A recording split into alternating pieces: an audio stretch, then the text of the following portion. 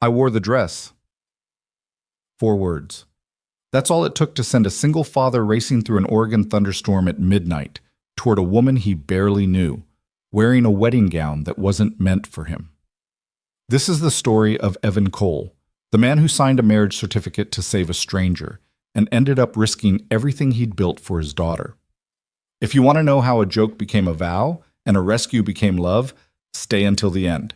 Hit that like button and drop a comment with your city. I want to see how far this story travels. Now, let me take you back to where it all began. The coffee had gone cold 2 hours ago. Evan Cole sat at his kitchen table, the glow of his laptop casting shadows across stacks of unpaid invoices and a half-eaten sandwich he'd forgotten about. His daughter Lucy's crayon drawing was pinned to the fridge with a magnet shaped like a unicorn. Daddy fixing things scrawled in purple beneath a stick figure holding what might have been a wrench or a sword. With a 6-year-old, you never quite knew. The apartment was quiet except for the hum of the refrigerator and the occasional creak of old pipes. Lucy had been asleep for hours, her small chest rising and falling beneath her favorite blanket covered in dancing elephants. Evan had checked on her 3 times already, a habit he couldn't break even when exhaustion pulled at his bones. Being a single father had taught him many things: how to braid hair from YouTube tutorials, how to negotiate with a kindergartner who insisted that socks were optional even in winter, how to stretch a paycheck across groceries, rent, daycare, and the endless stream of school supplies that seemed to multiply every week. But mostly, it had taught him this: you don't joke about rescue. When someone needs help, you show up. You don't calculate the cost first. You don't weigh the inconvenience. You just go. That philosophy had gotten him through the darkest year of his life, when Lucy's mother had walked out the door with nothing but a suitcase and a note that said, "I can't do this anymore." No explanation, no forwarding address, just gone. Evan had been 28 years old, holding a 2-year-old who kept asking for mama, with no idea how to be both parents at once. He'd figured it out, though. Not perfectly, not gracefully, but he'd done it. 6 years later, Lucy was thriving, happy, secure. She knew her father would always be there, would always come when she called, would always... His phone buzzed against the wooden table, loud enough to make him jump. The screen lit up with a message from a number he'd saved 3 weeks ago with just a first name: Margaret. "Come pick me up. I wore the dress." Evan stared at the words, his tired brain struggling to process them. I wore the dress. No, that wasn't possible. That had been a joke. A stupid, exhausted joke he'd made when Margaret Hale, the fiercely proud owner of the Heartwood Inn, had mentioned, in passing, over terrible diner coffee, that her stepbrother was trying to force her into a marriage with some banker from Portland who wanted her family's land. Evan had laughed, the kind of dark humor that comes from too many sleepless nights. Hell, I'd marry you before I'd let some shark take your family's inn. She'd looked at him strangely then, something flickering in her gray eyes that he hadn't understood. Careful, Evan Cole. I might hold you to that. He'd thought she was joking too. Another message appeared. Courtyard Gates. Hale Estate. Please, Then another. I can't go back inside. Evan was already moving, grabbing his keys from the hook by the door, shoving his feet into boots he didn't bother to lace. He fired off a text to Mrs. Chen next door, the retired teacher who occasionally watched Lucy when emergencies struck. Need you to listen for Lucy. Emergency. 20 minutes max. The response came immediately. Doors unlocked. Go. Evan spared one last glance at Lucy's closed bedroom door, then grabbed his jacket and ran. The rain started 5 miles outside town. Not the gentle Oregon mist that locals barely noticed, but a full assault. Sheets of water that turned the windshield into a waterfall, even with the wipers on full blast. Evan hunched forward, hands tight on the steering wheel of his battered pickup truck, eyes straining to follow the white lines on the road. The Hale Estate sat on the northern edge of Ridgemont, a sprawling property that had been in Margaret's family for over a century. The main house was a Victorian monstrosity of turrets and gables, the kind of place that looked impressive in photographs and cost a fortune to maintain. Behind it stood the Heartwood Inn, the historic bed and breakfast that Margaret had been fighting to save for the past year. Evan had only been out here twice. Once to give her a quote on replacing the inn's ancient heating system, and once 3 weeks ago when she'd asked him to look at the foundation settling in the east wing. Both times, he'd been struck by how alone she seemed in that massive house, surrounded by history and expectations she couldn't possibly carry by herself. He'd also been struck by Landon Hale, Margaret's stepbrother, who'd shown up during the second visit with a lawyer in tow and a smile that didn't reach his cold blue eyes. "Just here to check on the family investment," Landon had said smoothly, though every word felt like a threat. Margaret had gone pale and silent, her usual fire extinguished in her stepbrother's presence. Evan had finished his inspection quickly and left, but the image of Margaret's defeated expression had stayed with him for days. Now, as he turned onto the long gravel drive leading to the estate, his headlights caught the iron gates that marked the property entrance. And there she was. Margaret Hale stood just inside the gates, her arms wrapped around herself, dark hair plastered to her face by the rain. She was wearing a wedding dress, not the elaborate confection you'd see in magazines, but something simpler, more elegant. Ivory silk clung to her shoulders and fell in heavy folds to the ground, already mud-stained at the hem. She looked like a ghost. Evan slammed on the brakes and threw the truck into park, leaving the engine running as he jumped out. "Margaret!" She turned toward his voice, and even through the rain he could see she was shaking. Not from cold, from something deeper, something that made his chest tighten with anger at whoever had done this to her. He reached her in 4 strides, pulling off his jacket and draping it over her shoulders. "What happened? Are you hurt?" She shook her head, unable to speak, her teeth chattering. Okay, we'll talk in the truck. Come on." He kept one hand on her back as he guided her to the passenger side, opening the door and helping her navigate the running board in a dress that clearly wasn't designed for climbing into pickup trucks. She gathered the wet fabric in trembling fists and pulled herself up, and Evan slammed the door shut before running around to the driver's side. Inside the cab, the heater was blasting, but Margaret still shook like a leaf in a storm. Evan reached behind the seat and grabbed an old blanket he kept for Lucy's impromptu picnics, wrapping it around Margaret's shoulders over his jacket. "Breathe," he said quietly. "Just breathe. You're safe now." She drew in a shuddering breath, then another. Slowly, the shaking subsided. "I couldn't do it," she whispered finally. "I couldn't. Evan, they were all there. The minister, Landon, Robert, everyone. And Robert, when he kissed me before the ceremony, he whispered that once we were married, I'd sign over the inn's deed as my first act of good faith in our partnership."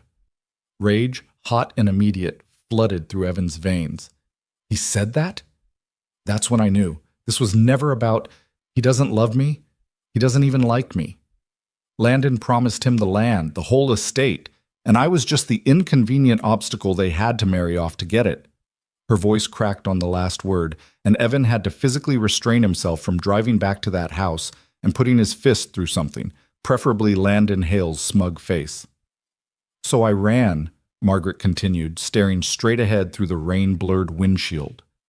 I grabbed my purse and I ran, out the side door, through the gardens. I could hear them calling after me, but I didn't stop. I couldn't."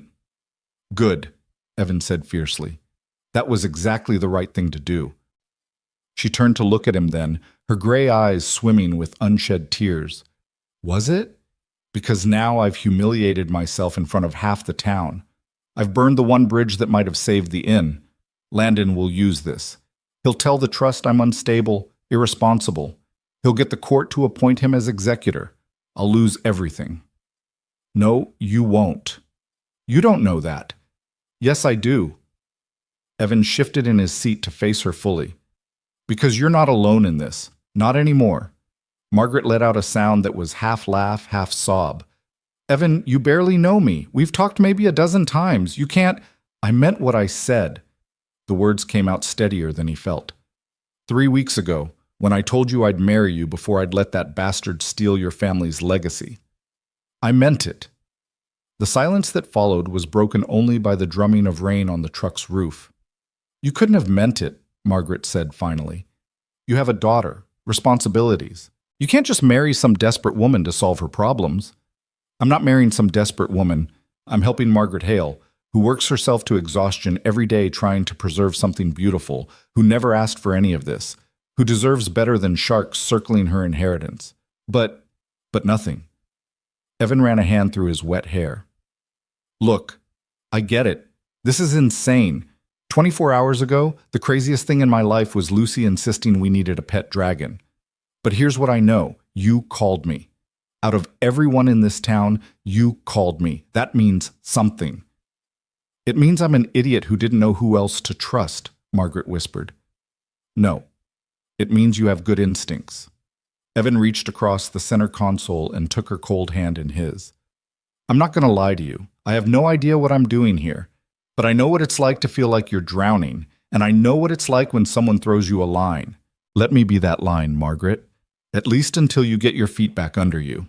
She stared at their joined hands, tears finally spilling down her cheeks. Why would you do this? You don't owe me anything. Maybe not, but I've got stable income, clean credit, and apparently that's what the bank needs to see before they'll refinance your loan, right? Margaret's eyes widened. How did you... You mentioned it 3 weeks ago. You thought I wasn't listening, but I was. He squeezed her hand gently. I'm always listening to people who matter. Evan? Her voice broke on his name. Here's what we're going to do, he said, shifting into the practical problem-solving mode that had gotten him through every crisis in the past 6 years. Tonight, you're coming back to my place. You can have the bedroom. I'll take the couch. Tomorrow, we'll figure out the logistics. But first, you need to get out of that dress, get warm, and get some sleep, okay? She nodded mutely. Okay, Evan said again, more to himself than to her. He put the truck in reverse and started backing down the long driveway, leaving the iron gates and the Hale estate behind in the darkness. Neither of them saw the figure watching from an upstairs window, or the way Landon Hale's expression twisted with fury as the taillights disappeared into the rain. Mrs. Chen was waiting by her open door when Evan pulled into the apartment complex parking lot. Lucy hasn't made a sound, she said immediately, taking in Margaret's bedraggled appearance with one sharp glance and asking no questions. I'll stay until you get settled. Thank you, Evan said gratefully. I'll explain everything tomorrow. No need. Just help your friend. Inside the apartment, Evan flipped on lights and immediately became hyper-aware of every toy scattered on the floor, every dish in the sink, every sign that this was the home of a busy single father who had neither time nor energy for Martha Stewart-level domesticity. Sorry about the mess, he muttered, gathering an armful of Lucy's stuffed animals from the couch. It's lived in, Margaret said softly. It's nice. Evan dumped the animals in Lucy's toy box and turned back to her. She stood in the middle of his living room in her mud-stained wedding dress and his jacket, looking more lost than any person should ever look. Bathroom's down the hall, he said gently. There's hot water and clean towels. I'll find you something to wear. It'll be too big, but at least it'll be dry. She nodded and started toward the bathroom, then paused. Evan? Yeah? Thank you. For coming. For all of this. He met her eyes and saw something there that made his chest ache. Gratitude, yes, but also a bone-deep exhaustion that matched his own. Get warm, he said. We'll talk after. While the shower ran, Evan checked on Lucy one more time, still sleeping peacefully, then dug through his dresser for his softest flannel shirt and a pair of sweatpants with a drawstring waist. He left them folded outside the bathroom door and retreated to the kitchen. Coffee.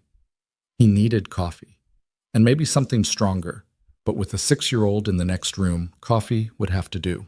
He was halfway through his second cup when Margaret emerged, drowning in his clothes, her dark hair damp and hanging loose around her shoulders. Without makeup, without the armor of her usual professional appearance, she looked younger, vulnerable. Better? Evan asked. Much. She hesitated at the edge of the kitchen. Would you mind if I had some of that coffee? Please, sit.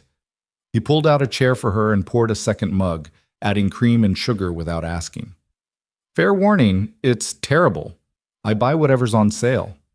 A ghost of a smile touched her lips. I don't care if it's terrible.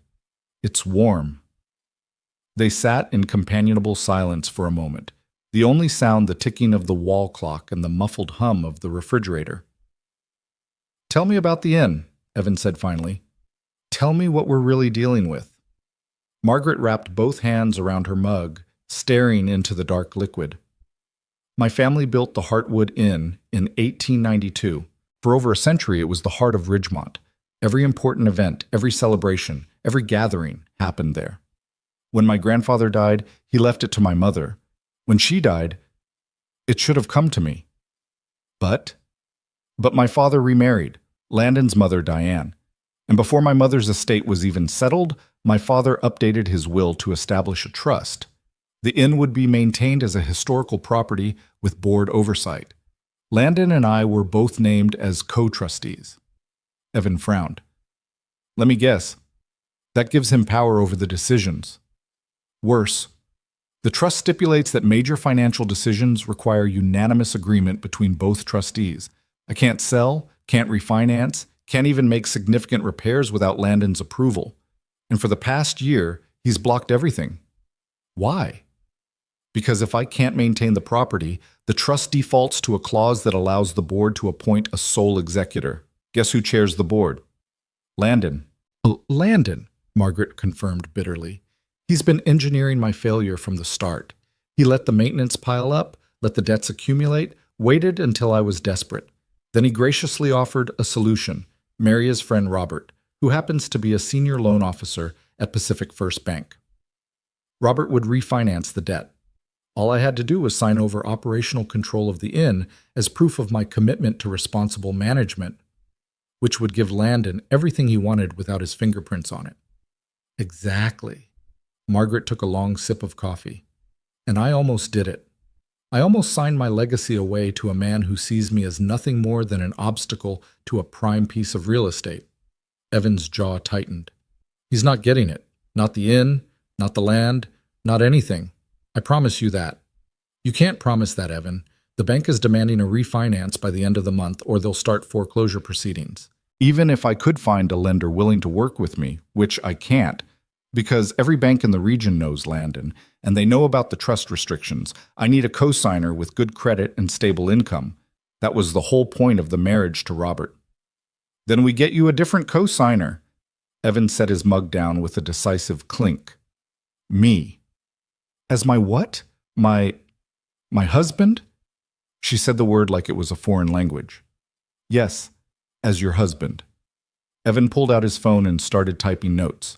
"We get married. You apply for the refinancing with me as your spouse. The bank approves it because I've got 6 years of steady employment, 0 debt except my truck payment, and a credit score in the mid-sevens. Landon loses his leverage, and you get time to rebuild the inn's revenue without his interference." Margaret shook her head slowly. "That's marriage fraud. If anyone found out, who's going to find out? And more importantly, who's going to care?" Evan leaned forward. "Margaret, this isn't about faking a relationship for immigration or insurance fraud. This is about giving you the legal standing to save your family's property from a predator. The marriage will be real in the eyes of the law. That's all that matters." "But your daughter, Lucy, is the reason I'm doing this." The words came out sharper than he intended. "Because I want her to grow up in a world where when someone needs help, people actually help.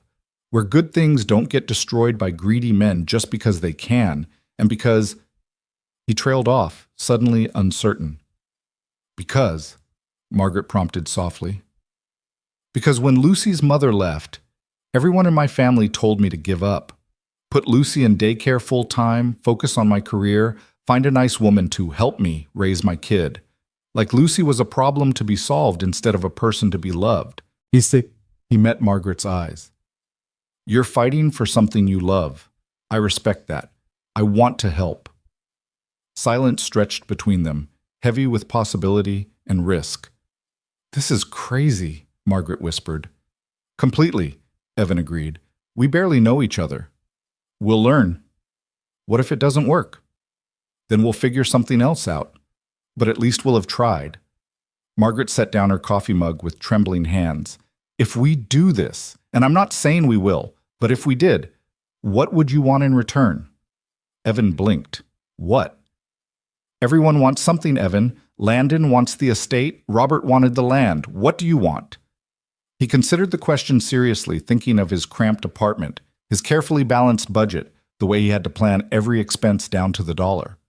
Better heating in this place would be nice, he said finally, and maybe a savings account that isn't constantly hovering at zero. But honestly, I want to be able to tell Lucy that when I saw someone who needed help, I helped.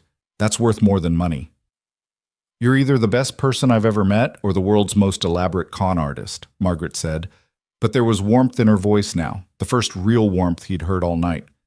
I promise I'm not conning you. I'm just a guy with a decent paycheck and a belief that historic inns shouldn't be turned into luxury condos by stepbrothers who've never worked an honest day in their lives. This time, Margaret's smile reached her eyes. Okay. Okay? Okay, let's do it. Let's get married. She laughed, a slightly hysterical sound. I can't believe I'm saying this. Tomorrow I'm going to wake up and realize I've lost my mind. Tomorrow we'll both wake up and get married at the courthouse, Evan corrected. But tonight, you need sleep. Come on. He led her down the short hallway to his bedroom, the same room where Lucy had been conceived, where he'd spent countless sleepless nights after her mother left, where he'd rebuilt his life into something stable and good. Take the bed, he said, grabbing his phone charger and a spare pillow. I'll be on the couch if you need anything. Evan, I can't take your bed. Yes, you can. It's not up for debate. He paused in the doorway. Get some sleep, Margaret. Tomorrow's going to be a long day. Evan? She caught his arm as he turned to leave. Why did you really come tonight? The truth.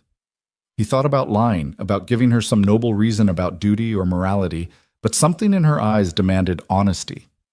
Because nobody should ever have to stand alone wearing a wedding dress they didn't want, waiting for a rescue that might not come, he said quietly.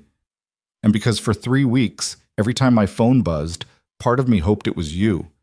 He left before she could respond, closing the door gently behind him. In the living room, Evan made up the couch with sheets and a blanket. But he knew he wouldn't sleep. His mind was already racing ahead, calculating logistics, anticipating problems, planning for contingencies. Marriage. He was going to marry a woman he'd spoken to maybe 15 times. A woman whose stepbrother was clearly dangerous. A woman who needed him in ways that terrified and compelled him in equal measure. His phone buzzed with a text from Mrs. Chen. Whatever you're doing, be careful, but also, I'm proud of you. Evan smiled in the darkness. At least someone thought this wasn't completely insane. He pulled up his banking app and checked his balance, mentally calculating what a marriage license would cost, what new documents they'd need, how quickly they could get everything processed. His savings account, his carefully hoarded emergency fund, stared back at him. $3,247. Not much, but enough. Enough to get married. Enough to give Margaret Hale a fighting chance. Enough to show Lucy that her father was the kind of man who helped people, even when it was hard, even when it was risky, even when every logical part of his brain screamed that this was a terrible idea. Across town, in the Hale Estates study, Landon Hale poured himself a whiskey and smiled at the rain-lashed windows. Let Margaret run. Let her humiliate herself. Tomorrow, he'd call the trust lawyer and start proceedings to have her declared an unfit trustee. By the end of the month, the inn would be his, and Margaret would be nothing but an embarrassing footnote in the Hale family history. He raised his glass to his reflection. To family, he murmured, and drank deeply, already tasting victory. Well, at 3 a.m., Evan finally dozed off on the couch. At 3:15, Lucy padded out of her room, trailing her elephant blanket. Daddy? He jerked awake instantly. Hey, baby, what's wrong? I heard voices. Is someone here? Evan sat up, making room for her on the couch. Lucy climbed into his lap, and he wrapped his arms around her small, warm body. A friend needed help tonight, he said carefully. She's sleeping in my room. Is she sad? Yes, sweetheart, she's very sad. Lucy was quiet for a moment, processing. When I'm sad, you make me hot chocolate. Did you make her hot chocolate? Evan's heart squeezed. I gave her coffee, but that's basically the same thing. Not really. Coffee's yucky. Hot chocolate is better. Lucy yawned enormously.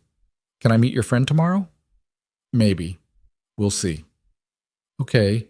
She snuggled deeper into his chest. Daddy? Hmm? I'm glad you help people. Mrs. Chen says that's what makes you a good daddy. Evan pressed a kiss to the top of her head, breathing in the scent of her strawberry shampoo. Mrs. Chen is a wise woman. She's old. Old people know things. That's true.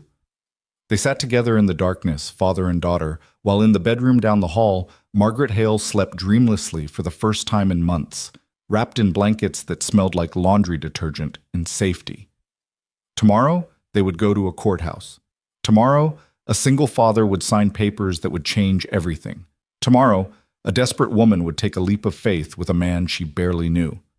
But tonight there was just the quiet breathing of a child, the warmth of a couch, and the strange, fragile hope that sometimes the right kind of crazy was exactly what the world needed. Outside, the rain continued to fall, but inside Evan Cole's modest apartment, 3 people, a father, a daughter, and a woman who'd worn a wedding dress she never wanted, slept. And for now, that was enough. Lucy was the first one awake, as usual. Evan heard her before he saw her, the soft padding of bare feet on hardwood, the creak of the refrigerator door, the clink of her favorite cereal bowl. He kept his eyes closed, listening to his daughter's morning routine, savoring these last few moments before everything changed. Daddy, you're on the couch again. He opened one eye. Lucy stood beside him in her unicorn pajamas, clutching a box of Cheerios and looking concerned in the way only 6-year-olds could manage, eyebrows scrunched, head tilted slightly, as if she were a tiny doctor diagnosing a peculiar condition. Couldn't sleep in my room last night, Evan said, pushing himself upright and wincing at the protest from his back. The couch had definitely not been designed for a 6-foot-tall man. Because your friend is in there? Yeah, baby, because of that. Lucy climbed onto the couch beside him, spilling a few Cheerios in the process. Is she still sad? Probably. Sadness doesn't usually go away overnight. Like when Mama left? The question hit him square in the chest, as it always did. Lucy rarely mentioned her mother anymore, but when she did, it was always with this straightforward, matter-of-fact tone that somehow made it worse. Yeah, Evan said softly. Like when Mama left. Lucy crunched thoughtfully on her cereal. Mrs. Chen says sometimes people leave and sometimes people stay, and the staying people are the ones who matter. Mrs. Chen is right. Is your friend a staying person?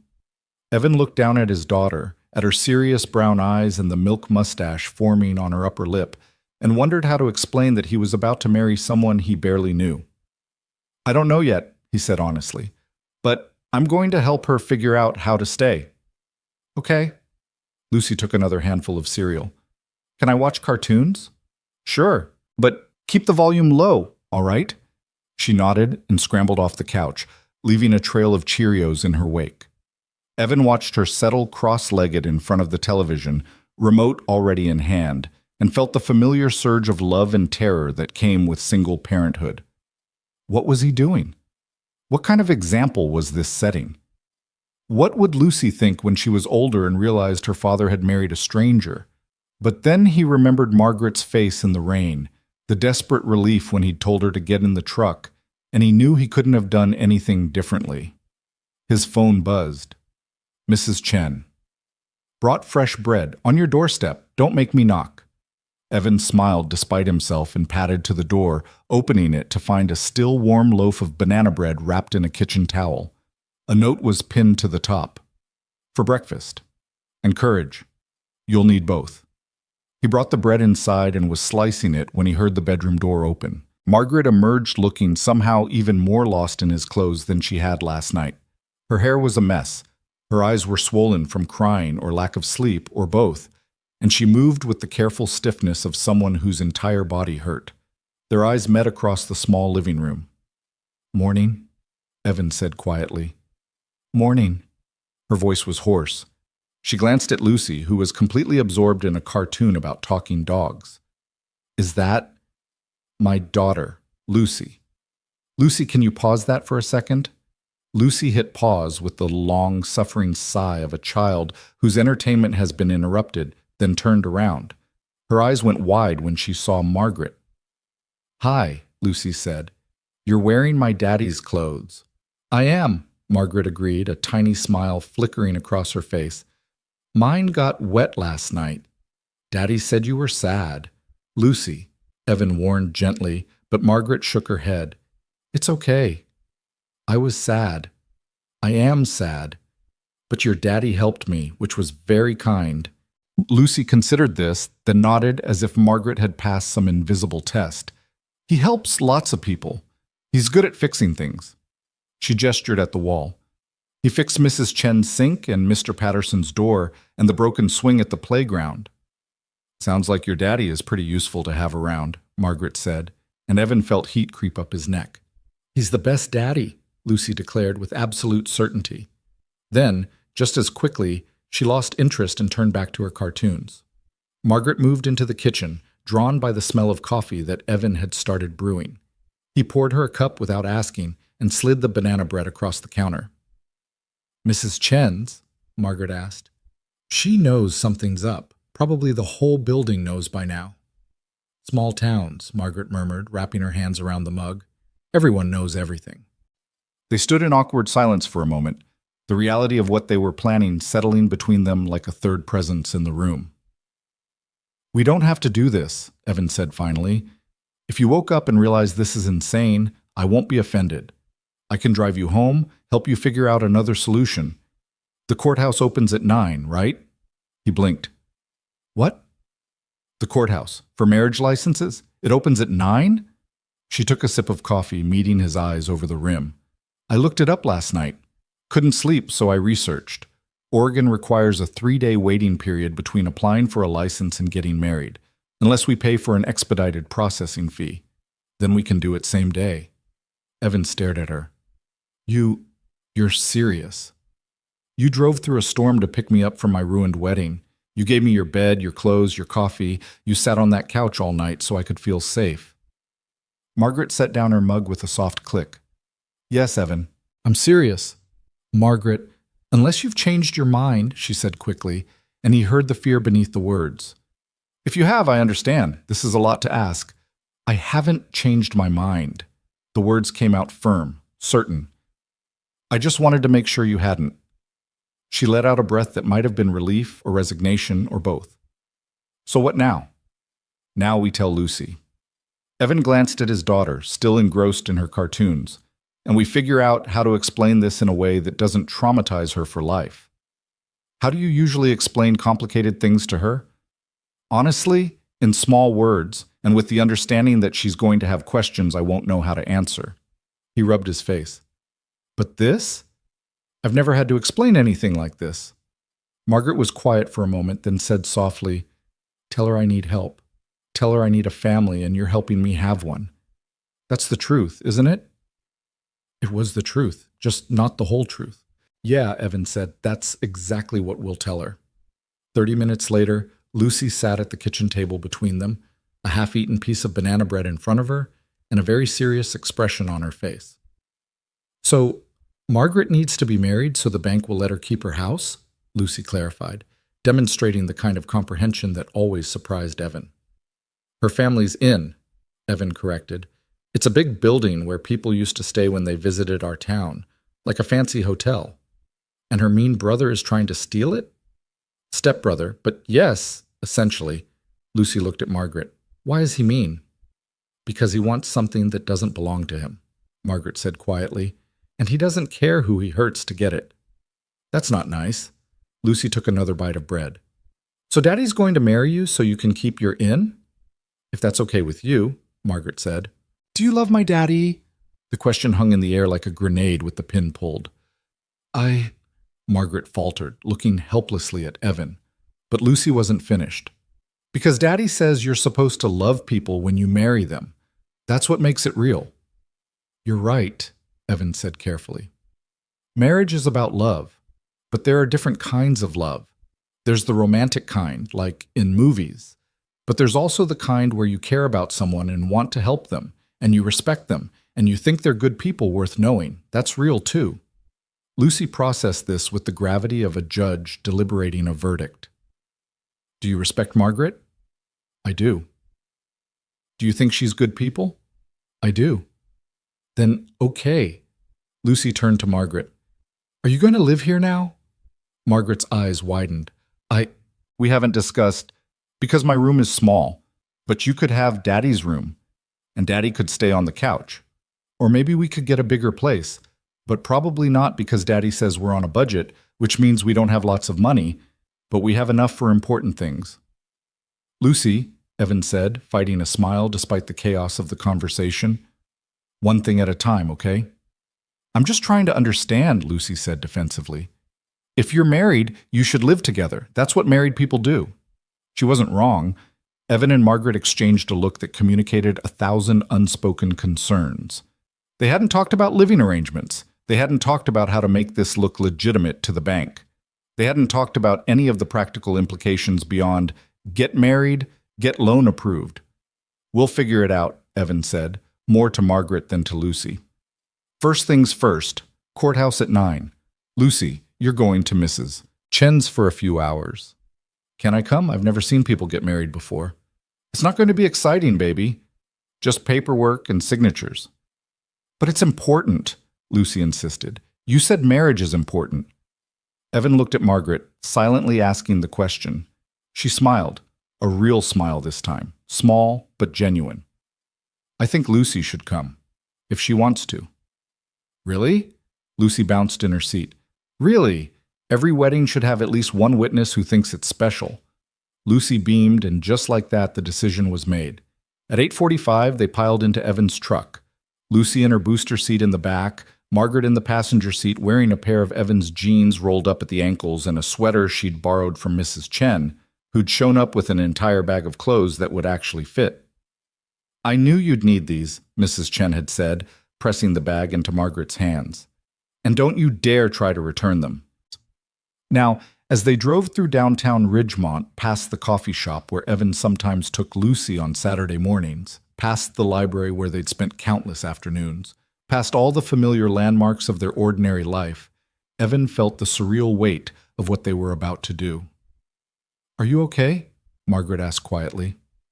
Ask me after, he said. The courthouse was a brick building that had probably been impressive in 1950, but now just looked tired. They climbed the front steps, Evan holding Lucy's hand, Margaret walking slightly behind them as if she might bolt at any moment, and entered the cool, echoing lobby. Marriage licenses are on the 3rd floor, Evan said, remembering his frantic internet search at 6 that morning. They took the elevator in silence. Lucy hummed tunelessly, swinging Evan's hand. Margaret stared at the floor numbers lighting up one by one. The 3rd floor hallway smelled like floor polish and old paper. A sign with peeling letters pointed them toward the county clerk's office. Inside, a woman with gray hair and reading glasses perched on her nose looked up from her computer. Help you? Marriage license, Evan said, his voice sounding strange to his own ears. The woman pulled out a form without ceremony. Both parties need to be present. ID for both. $75 for the standard license, additional $60 for same-day processing if you want to skip the waiting period. Evan pulled out his wallet, hoping his credit card wouldn't be declined. Same day, please. Eager, are we? The woman smiled, but it was kind rather than judgmental. All right, fill this out, both of you. Names, addresses, social security numbers, previous marriages, if any. They sat at a small table, shoulders nearly touching, and began filling out the form. Evan's hand was steady. Margaret's trembled slightly. Previous marriages, she murmured, reading the line. Leave it blank if there haven't been any. There haven't. She glanced at him. You? Just the one we're about to do. Lucy leaned against the table, watching them write with fascination.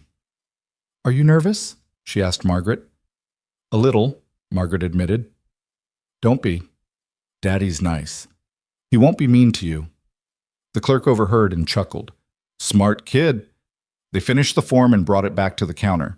The clerk reviewed it with practiced efficiency, her eyes pausing briefly on the date of first meeting line where Evan had written 6 months ago after a hurried, whispered conference with Margaret about how to make this look less suspicious. Any concerns I should know about? The clerk asked, looking between them. Coercion, fraud, immigration issues?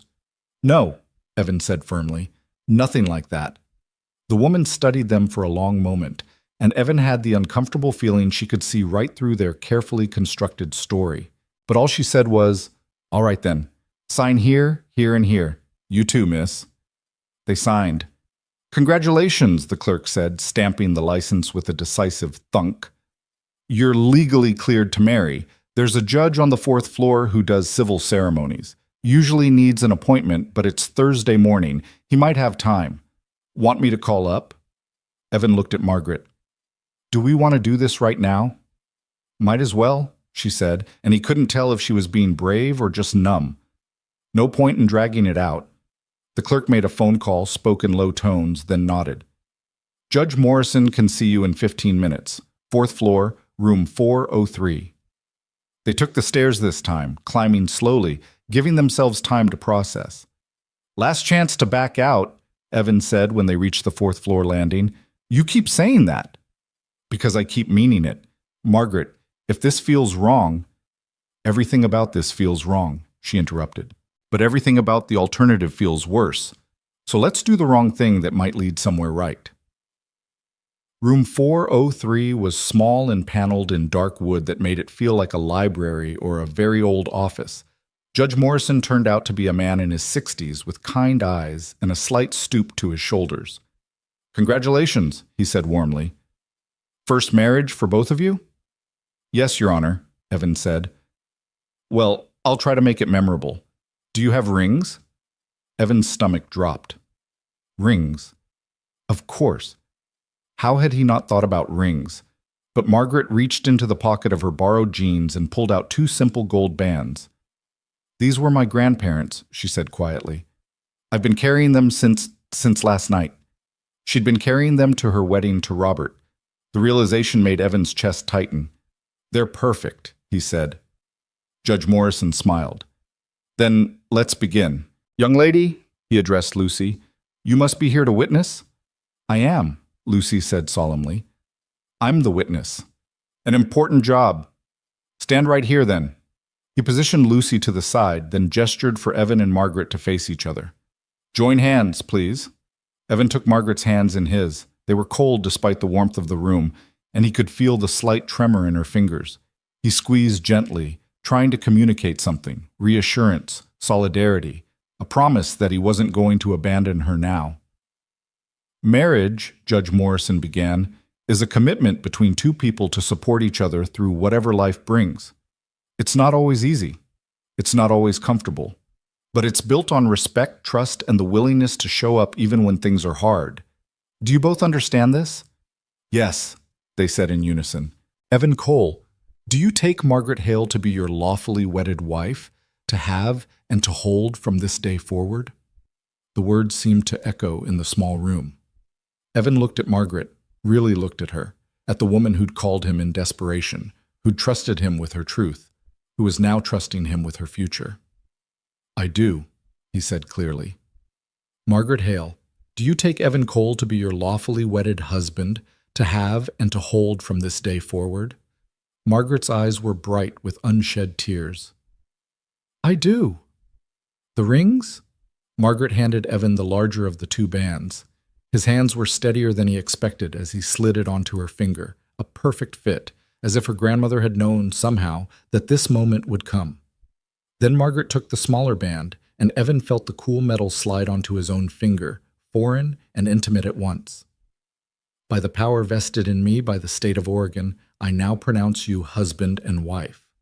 Judge Morrison's smile widened. "You may kiss if you'd like." Evan hesitated. They hadn't discussed this, hadn't prepared for, but Margaret rose up on her toes and pressed a soft, brief kiss to his lips. It lasted maybe 2 seconds, chaste and almost formal, but Evan felt it like an electric shock through his entire body. When she pulled back, her cheeks were flushed. "Congratulations," Judge Morrison said again, handing them the signed marriage certificate. "May you have a long and happy life together." Lucy clapped enthusiastically, breaking the spell. They walked out of the courthouse in a daze, now legally husband and wife, carrying a piece of paper that changed everything and nothing at once.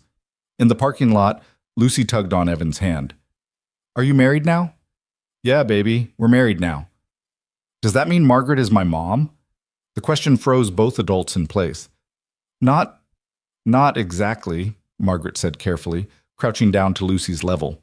I'm married to your daddy, but I'm not trying to replace your mom. I'm me. Is that okay? Lucy thought about it, then nodded. Can I call you Margaret then? I'd like that. Okay. Crisis averted, Lucy climbed into the truck. Can we get ice cream? Weddings are supposed to have cake, but ice cream is basically the same thing. Evan looked at Margaret over the roof of the truck. What do you think, Mrs. Cole? She flinched at the name, then seemed to steel herself. I think ice cream sounds perfect. They drove to Rosie's Diner, the same place where Evan had first joked about marrying Margaret 3 weeks ago. The irony wasn't lost on him. Inside, they slid into a booth. Lucy on one side, Evan and Margaret on the other.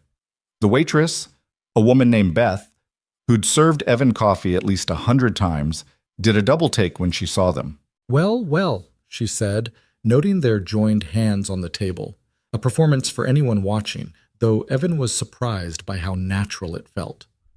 What's the occasion? We just got married, Lucy announced proudly. Beth's eyes went wide. You're kidding. Not kidding, Evan said. Courthouse wedding about 20 minutes ago. Evan Cole, you dark horse. Beth laughed delightedly. Does this mean I finally get to meet the woman who tamed the town's most eligible bachelor single dad? I'm Margaret, Margaret said, extending her hand with surprising grace considering the circumstances. And I'm not sure tamed is the right word. Honey, getting any man to the altar counts as taming in my book. Beth pulled out her notepad. This calls for celebration. Coffee, milkshakes, and the biggest sundae we've got, on the house.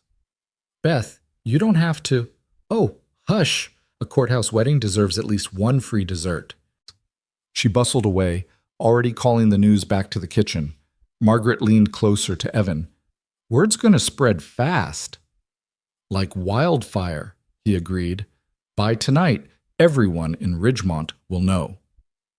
Including Landon. Especially Landon. Evan found he didn't care. Let the bastard find out his schemes had been derailed by a courthouse wedding and 2 simple gold rings. He's going to be furious. Good, Margaret said with feeling. Let him be furious. Lucy swung her legs under the table, oblivious to the undercurrents. Will you live with us now? The question they'd been avoiding. We need to talk about that, Evan said. For the bank to approve the refinancing, we need to look like a real married couple. That means living together, Margaret finished. I know. I'll move my things from the estate. You don't have much time before Landon tries to lock you out completely. Tomorrow, she decided. I'll go tomorrow with the moving truck and take everything that's mine. He can have the rest. Not alone, Evan said firmly. I'm coming with you. Evan, you have work. I'll take a personal day. You're not facing him alone, Margaret, not anymore. She looked at him with something that might have been gratitude or wonder or the beginning of trust. Thank you. The Sunday arrived, a towering construction of ice cream, whipped cream, chocolate sauce, and cherries that made Lucy gasp with joy. They ate it together, passing spoons back and forth, while Beth told everyone who came into the diner about the surprise wedding, and slowly, painfully, the surreal began to feel almost normal. By the time they left, Evan's phone had 7 missed calls. 3 from his mother, 2 from his brother, 1 from his boss, and 1 from a number he didn't recognize but suspected was connected to Landon Hale. Your family knows, Margaret said, watching him scroll through the notifications. Small town, Evan repeated her words from earlier. Mom probably heard from Beth's sister before we even finished our ice cream. Are they going to be angry? Confused, mostly. I haven't dated anyone seriously since Lucy's mom. They're going to have questions. He pocketed his phone. Questions I'll answer later.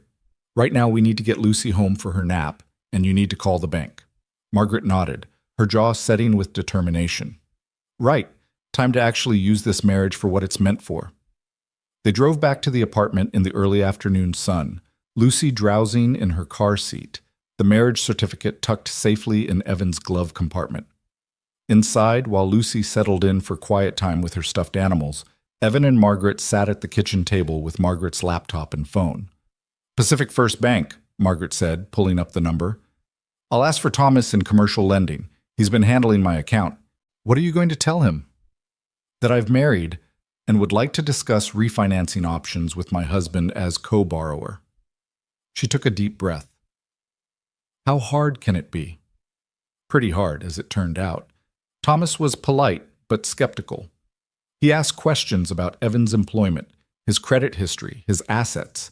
He wanted documentation, tax returns, pay stubs, bank statements. He wanted proof of address, proof of marriage, proof that this wasn't exactly what it was, a desperate solution to an impossible problem. I can send everything by end of business tomorrow, Margaret said, her voice steady despite the white-knuckled grip on her phone. And my husband and I can come in for an in-person meeting whenever you have availability. Friday afternoon, Thomas said. 2:00. Both of you need to be present. We'll be there. She hung up and let out a shaky breath. He thinks we're lying.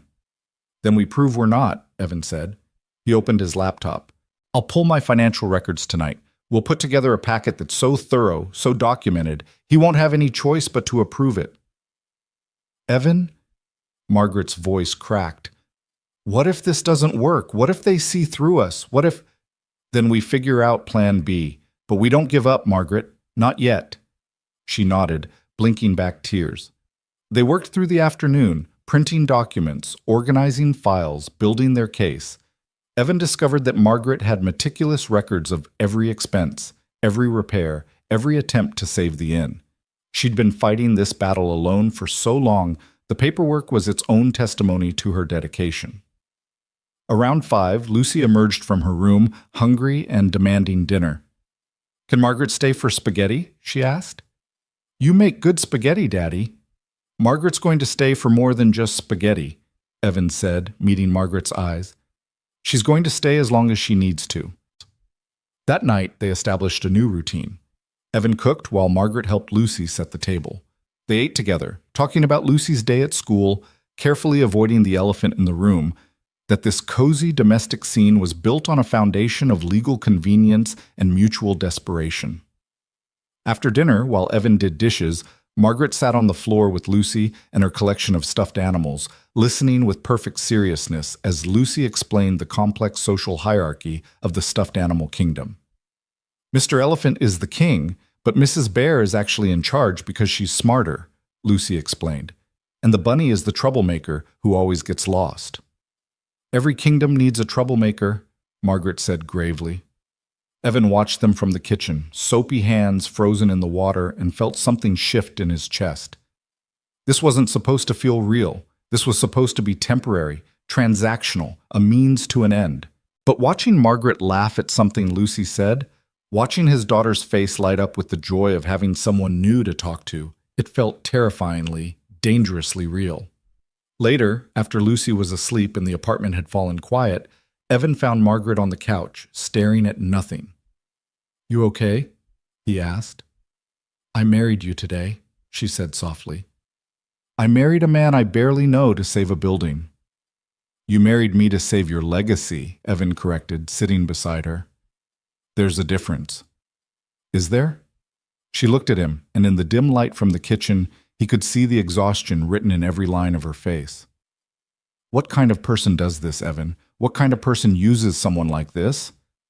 The kind who's out of options, the kind who's been backed into a corner by someone who should have protected her.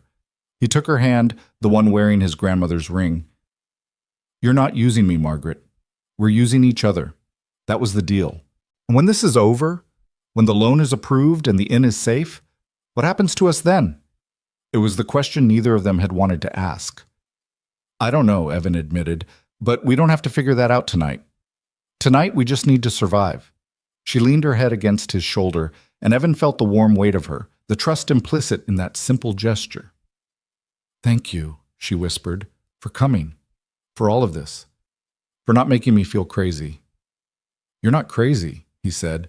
You're just fighting, and I respect that. They sat together in the quiet apartment, two strangers who were now legally bound, both wondering what they'd gotten themselves into, and both too afraid to voice the thought that maybe, just maybe, this terrible idea might actually work. Tomorrow, they would face Landon.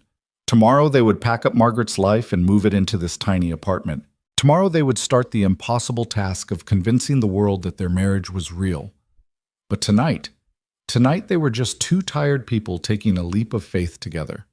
And somehow, that was enough. The moving truck arrived at 7 in the morning, rumbling into the apartment complex parking lot like a declaration of war. Evan had arranged it the night before, calling in a favor from a buddy who owned a small moving company. The truck was bigger than they needed, but Evan wanted to make sure they could take everything of Margaret's in one trip. No second chances. No going back. Margaret stood on the sidewalk in jeans and one of Evan's flannel shirts, her hair pulled back in a ponytail, looking younger and more vulnerable than he'd ever seen her. She was staring at the truck like it might bite her. "You ready?" Evan asked, coming up beside her with 2 cups of coffee and travel mugs.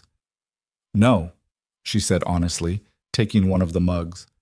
"But I don't think I'll ever be ready, so we might as well go now." Lucy bounded out of the apartment, backpack on her shoulders, eyes bright with excitement. Mrs. Chen had agreed to watch her for the day, but Lucy had insisted on seeing them off first. "You're going to get all your things?" Lucy asked Margaret. "Everything that's mine," Margaret confirmed. "What if the mean stepbrother tries to stop you?" "Then your daddy will handle it," Margaret said, and the absolute certainty in her voice made Evan stand a little straighter. They said goodbye to Lucy, endured Mrs. Chen's knowing looks and subtle thumbs up, and climbed into Evan's truck to lead the way to the Hale estate.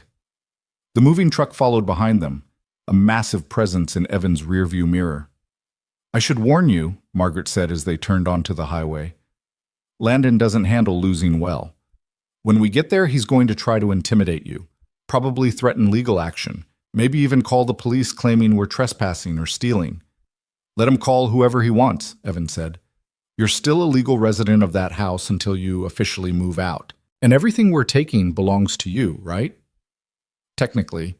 But Landon will argue that anything connected to the estate belongs to the trust, which means it belongs to both of us, which means I can't remove it without his consent." "What about personal items? Clothes, books, things that were yours before the trust?" "Those should be safe. But knowing Landon, he'll find a way to make even that complicated." She took a sip of coffee, her hands trembling slightly. "I haven't been back since the wedding, since I ran. Part of me keeps thinking I'll get there and find out it was all a bad dream." "It wasn't a dream," Evan said quietly. "And you're not going back alone. That's the difference now." The Hale estate looked different in daylight. Less gothic and imposing, more tired and sad. The grounds were immaculate. Landon clearly paid for landscaping, but the house itself showed signs of neglect. Peeling paint around the windows, loose shingles on the turrets, the kind of slow decay that came from deferred maintenance and insufficient funds. Behind the main house, the Heartwood Inn rose like a monument to better days. 3 stories of classic craftsman architecture, with wide porches and tall windows that must have been stunning when they were properly maintained. Now several of the shutters hung crooked, and Evan could see water damage on the eaves. "It was beautiful once," Margaret said softly, following his gaze. "When my mother ran it, people came from all over the state. We hosted weddings, anniversary parties, business retreats. It was the heart of Ridgemont." "It will be again," Evan promised. They pulled up to the front entrance just as the door opened and Landon Hale stepped out. He looked exactly like what he was. Old money going sour. Expensive clothes that fit too perfectly. Hair styled within an inch of its life. A smile that was all teeth and no warmth. He was maybe 40, handsome in a way that probably impressed certain people, and he moved with the confidence of someone who'd never been told no in his entire life. "Margaret," he said pleasantly, as if she hadn't run from her own wedding 3 days ago. "What a surprise. I wasn't expecting you back so soon." "I'm here for my things, Landon." Margaret's voice was steady, but Evan could see her hands clenching into fists at her sides. Landon's eyes slid to Evan, assessment and dismissal happening in the same glance. "And you are?" "Evan Cole," Evan said, extending his hand in a challenge disguised as courtesy. Landon looked at the offered hand like it might be diseased, but he shook it anyway. His grip was designed to dominate, to prove something. Evan squeezed back just hard enough to make his point. "Ah, yes, the handyman," Landon said, releasing Evan's hand and wiping his palm on his slacks in an obviously deliberate gesture. Margaret mentioned you'd done some work on the inn's heating system. I assume you're here in a professional capacity? Actually, I'm here as her husband, Evan said flatly. The smile froze on Landon's face. Excuse me? Margaret lifted her left hand, showing the gold band. We got married Thursday at the courthouse. For a moment, Landon just stared. Then he laughed, a sharp barking sound with no humor in it. You're joking. Not joking, Evan said. We're married. Which means Margaret has every right to retrieve her personal belongings from this house, and I'm here to help her do exactly that. Landon's expression shifted from disbelief to calculation to cold fury in the space of 3 seconds. This is fraud.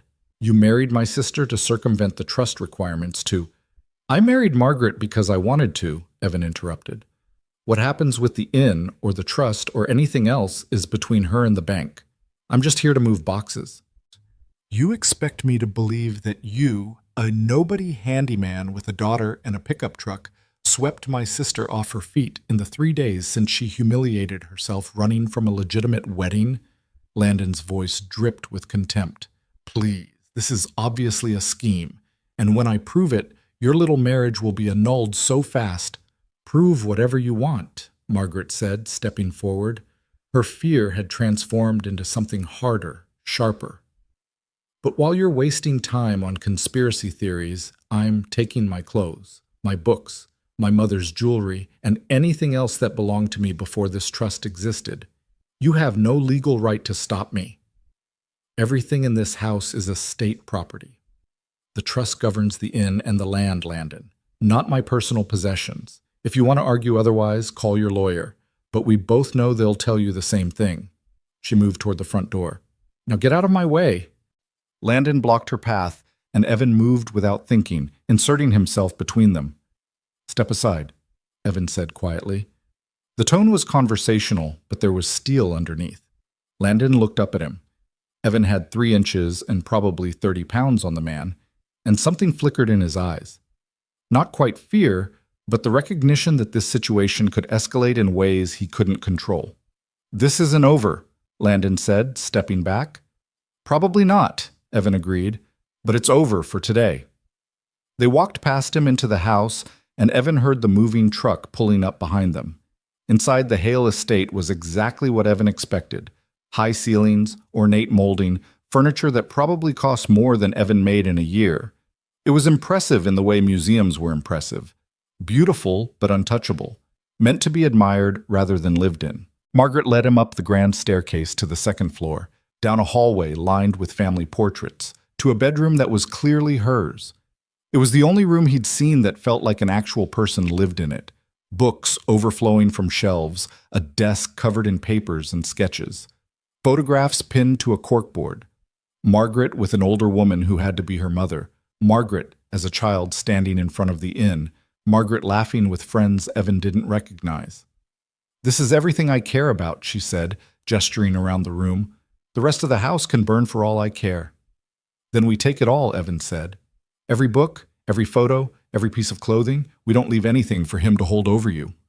They worked methodically. Evan brought up boxes from the truck while Margaret packed, making quick decisions about what mattered and what didn't.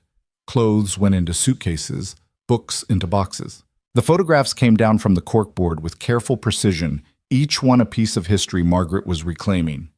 The moving crew helped haul the heavier furniture, a desk that had belonged to Margaret's mother, a bookshelf that had been in the family for generations, a rocking chair that Margaret couldn't explain wanting, except to say it had always been hers. Landon watched from the hallway, making no move to help or hinder, just observing with that calculating expression that made Evan's skin crawl. You know this won't work, Landon said when Evan passed him carrying a box of books. Whatever you're planning, whatever scheme you've cooked up, I will find a way to stop it. Good luck with that, Evan said, not slowing down. By noon, Margaret's room was empty. They'd filled the entire moving truck and still had to make a second trip with Evan's pickup for the smaller items. I want to see the inn, Margaret said suddenly. Before we go. I need to see it. Evan glanced at Landon, who'd followed them downstairs.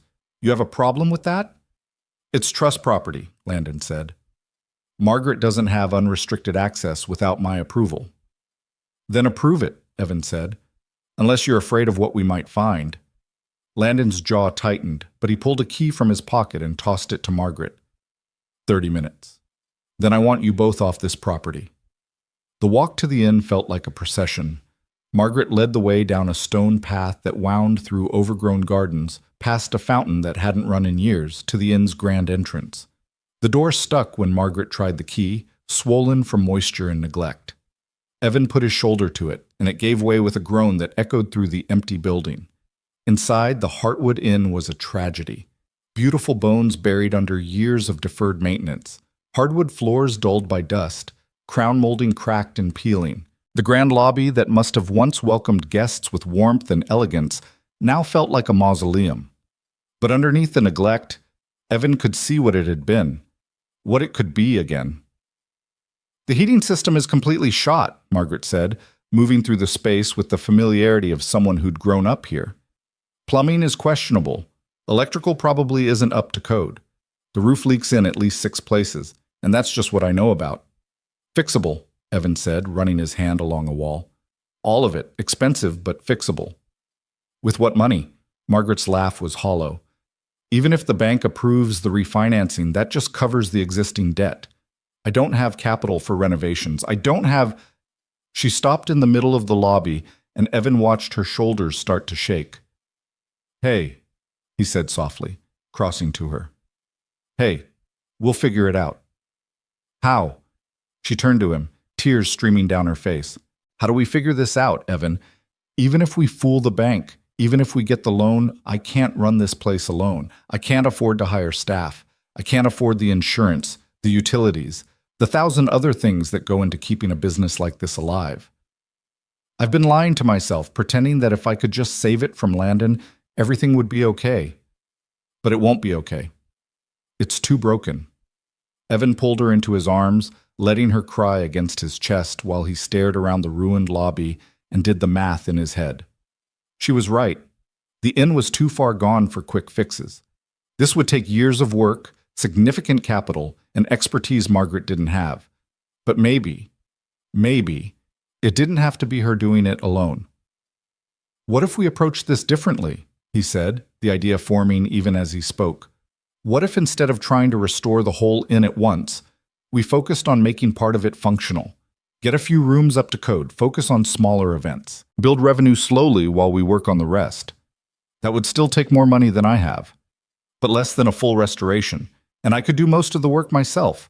I'm licensed for electrical and plumbing. We just need to pay for materials and the stuff I can't handle. He pulled back to look at her.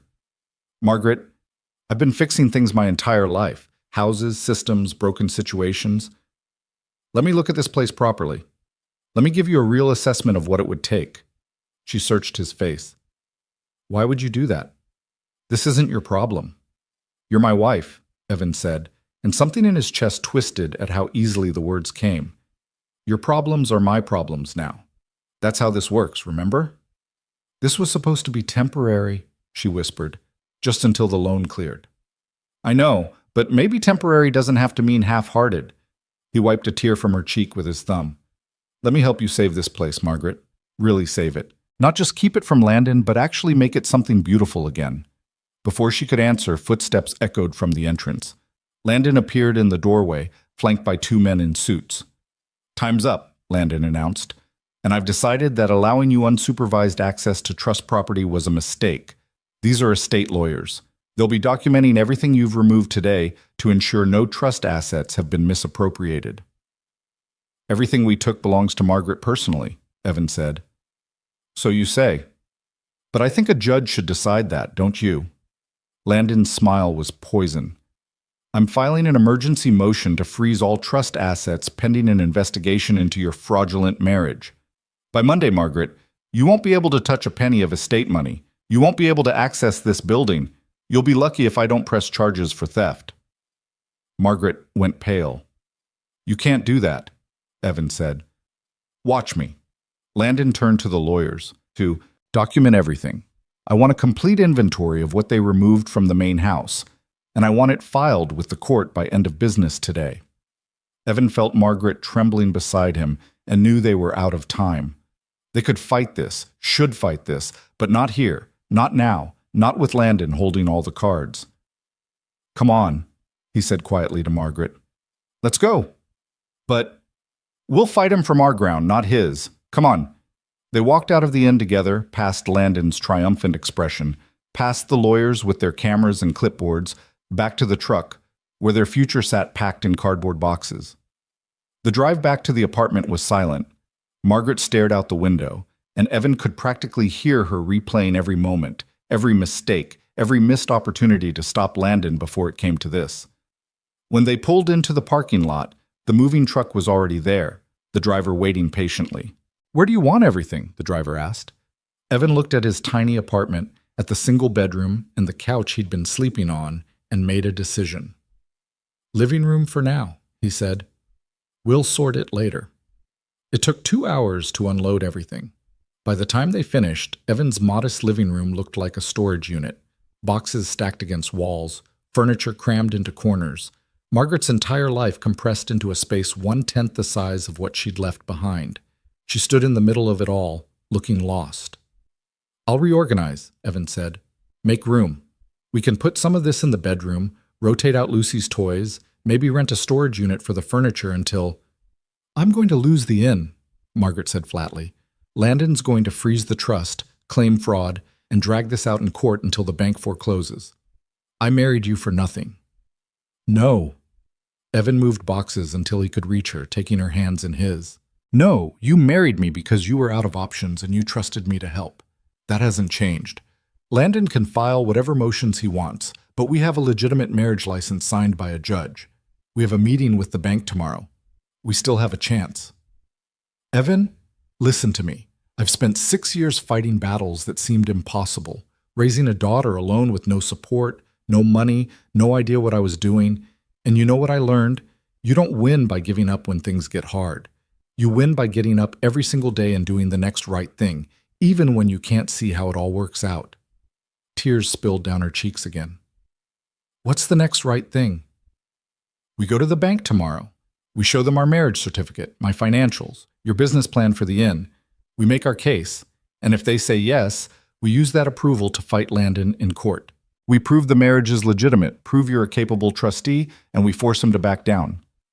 And if they say no," Evan pulled her close, resting his chin on top of her head, "then we figure out plan C. But we don't quit, Margaret. Not on the inn, not on this marriage, not on each other. Okay?" She nodded against his chest. The door burst open and Lucy ran in, home from Mrs. Chen's, freezing when she saw the explosion of boxes. "Whoa," she breathed. "Did a library throw up in here?" Despite everything, Margaret laughed. That night, after Lucy was in bed and they'd made a valiant attempt to create pathways through the boxes, Evan and Margaret sat at the kitchen table with her laptop and the documents they'd prepared. "The appointment is at 2, Margaret said, reviewing their checklist for the 100th time. "We need to bring marriage certificate, photo ID for both of us, 3 years of tax returns." "Got them," Evan confirmed. "Proof of employment, pay stubs, bank statements. All printed and organized. Business plan for the inn, including projected revenue and renovation timeline. Done. I stayed up until midnight finishing it." Margaret looked up at him. "You wrote a business plan?" "I had help. Called a buddy who works in commercial real estate. He walked me through the basics." Evan slid a folder across the table. "It's not perfect, but it shows we have an actual strategy, not just desperation." She opened the folder and read through his work. Careful projections showing how focusing on boutique events could generate revenue while keeping costs manageable. Timeline for phased renovations. Marketing strategies to rebuild the inn's reputation. "This is good," she said softly. "This is really good. I told you, I'm good at fixing things." "Evan," she closed the folder. "If we pull this off, if we actually save the inn, I want you to be part of it.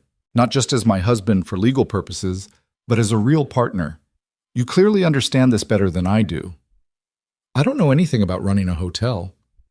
"Neither do I, really. My mother ran it. I just watched.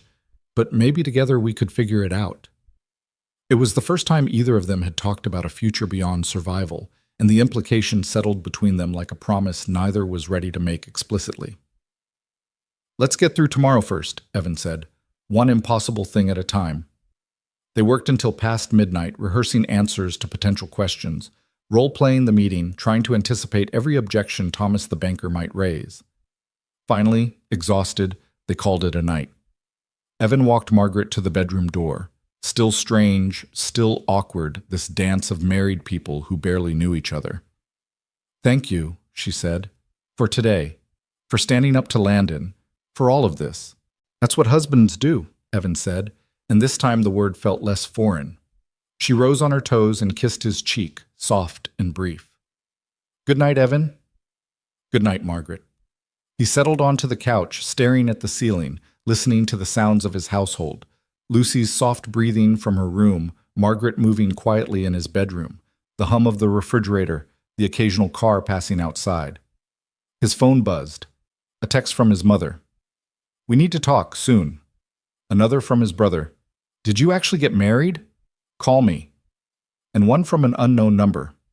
"This is Thomas Chen from Pacific First Bank, looking forward to our meeting tomorrow. Please arrive 15 minutes early for paperwork." Evan set the phone aside and closed his eyes. Tomorrow, they would walk into a bank and try to convince a skeptical loan officer that their marriage was real, that Margaret deserved a chance, that love could bloom in courthouse ceremonies and apartment living rooms filled with moving boxes. Tomorrow they would either save the Heartwood Inn or watch it slip away forever. But tonight they had done everything they could, and somehow, lying on his uncomfortable couch in his crowded apartment with his fake wife sleeping in his real bed, Evan felt something he hadn't felt in years. Hope. Pacific First Bank occupied a corner of downtown Ridgemont that tried too hard to look impressive, all glass and steel and potted plants that probably cost more than Evan's monthly rent. Margaret stood on the sidewalk staring up at the building like it was a guillotine, and Evan could see her courage wavering. "We can do this," he said, adjusting his tie. He'd borrowed it from his brother that morning, along with a suit jacket that didn't quite fit right across the shoulders. Margaret wore a navy dress she'd pulled from one of the boxes, simple and professional, her hair twisted into a knot at the base of her neck. They looked like people who had their lives together. That was something. "What if he asks how we met?" Margaret whispered. "At the inn. I was there to quote the heating repair. We started talking." "All true, technically. What if he asks when we fell in love?" Evan took her hand, lacing their fingers together. The gold band on her finger caught the afternoon light. "We tell him the truth, that I saw someone worth knowing, and I didn't want to let her face her problems alone. That's a kind of love, isn't it?" She looked up at him, something vulnerable and hopeful flickering in her gray eyes. "Is it?" Before he could answer, his phone buzzed. A text from Mrs. Chen. "Lucy wants you to know she picked out your tie. Said it makes you look fancy. Good luck." Evan smiled despite his nerves and showed Margaret the message. "She has good taste," Margaret said softly. Then, squaring her shoulders like a soldier heading into battle, she added, "All right, let's go convince a banker that marrying a stranger was a sound financial decision." The bank's interior was all polished marble and hushed tones, the kind of place where even whispers echoed.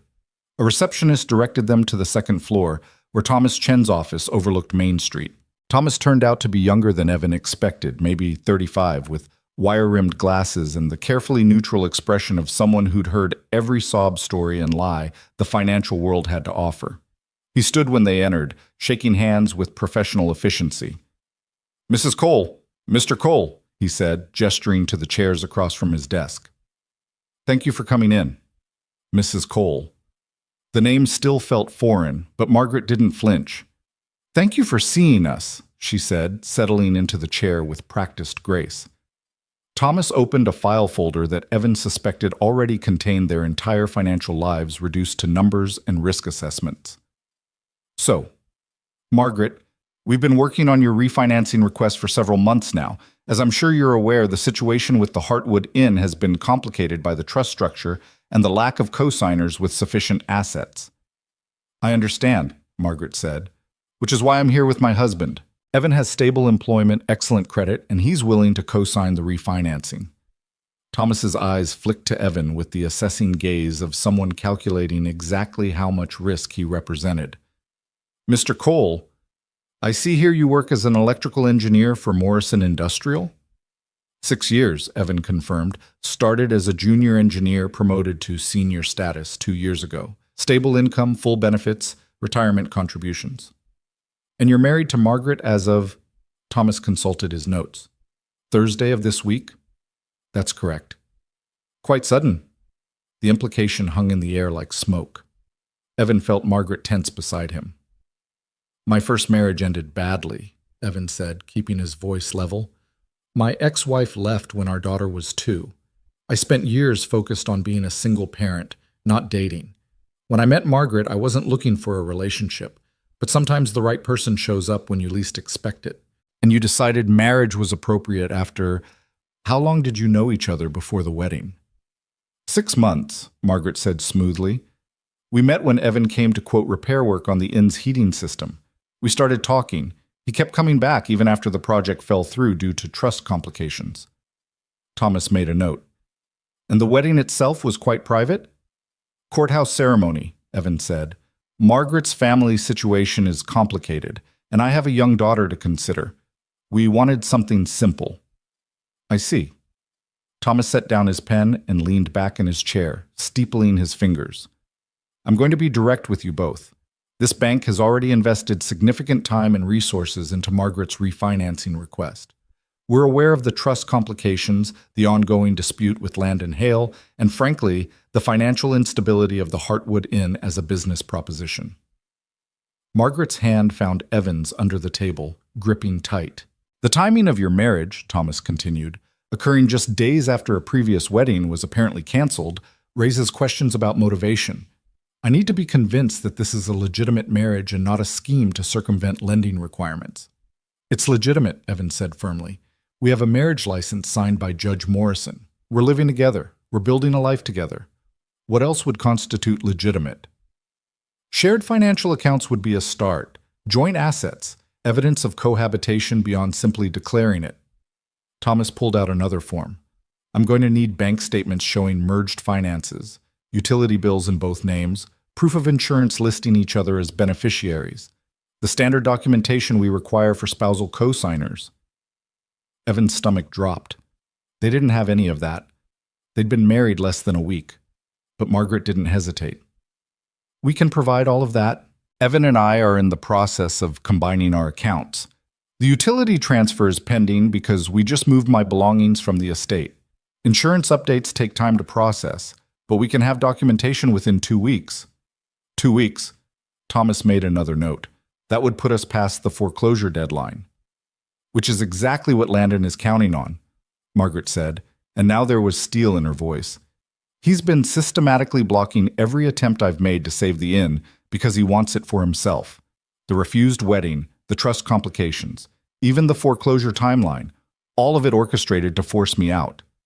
This marriage isn't a scheme, Mr. Chen. It's the only option left after every legitimate avenue was blocked by someone who's supposed to be my family. Thomas studied her for a long moment. I've met Landon Hale, several times actually. He's been very, communicative about his concerns regarding the trust. I'm sure he has, Margaret said bitterly, which is why I'm going to ask you something, and I need complete honesty. Thomas leaned forward. If I approve this refinancing, if I take on the risk of backing the Heartwood Inn with your husband as co-signer, what's your actual plan? Not the business plan on paper, but the real strategy. How do you intend to make this work? Evan watched Margaret take a breath, watched her gather herself, watched her become the woman who'd built a life around preserving something beautiful even when everyone told her to give up. The inn can't be what it was, she said. Not immediately. The infrastructure is too damaged. The market has changed, and I don't have the capital for a full restoration. But Evan is a licensed engineer with renovation experience. Between his skills and my knowledge of the hospitality industry, we can restore the inn in phases. Start with 4 guest rooms and the main event space. Focus on intimate weddings, small corporate retreats, weekend getaways. Build revenue while we renovate. Within 3 years, we could have half the inn operational. Within 5, the entire property. That's ambitious. It's realistic, Evan countered. I've already done a preliminary assessment. The bones are good. The location is prime. What Margaret needs is time and working capital, not a miracle. Thomas turned to his computer, typing something Evan couldn't see. The silence stretched out, punctuated only by clicking keys and the muted sounds of the bank's main floor below. Finally, Thomas turned back to them. I'm going to make you both an offer, and you're not going to like it. Evan braced himself. I can approve the refinancing, Thomas said, on the condition that the loan includes performance milestones. You'll need to show measurable progress, completed renovations, booking revenue, positive cash flow, within specified timeframes. If you miss those milestones, the bank can call the loan early. How early? Margaret asked. 12 months for the first milestone, 18 for the second, 24 for the third.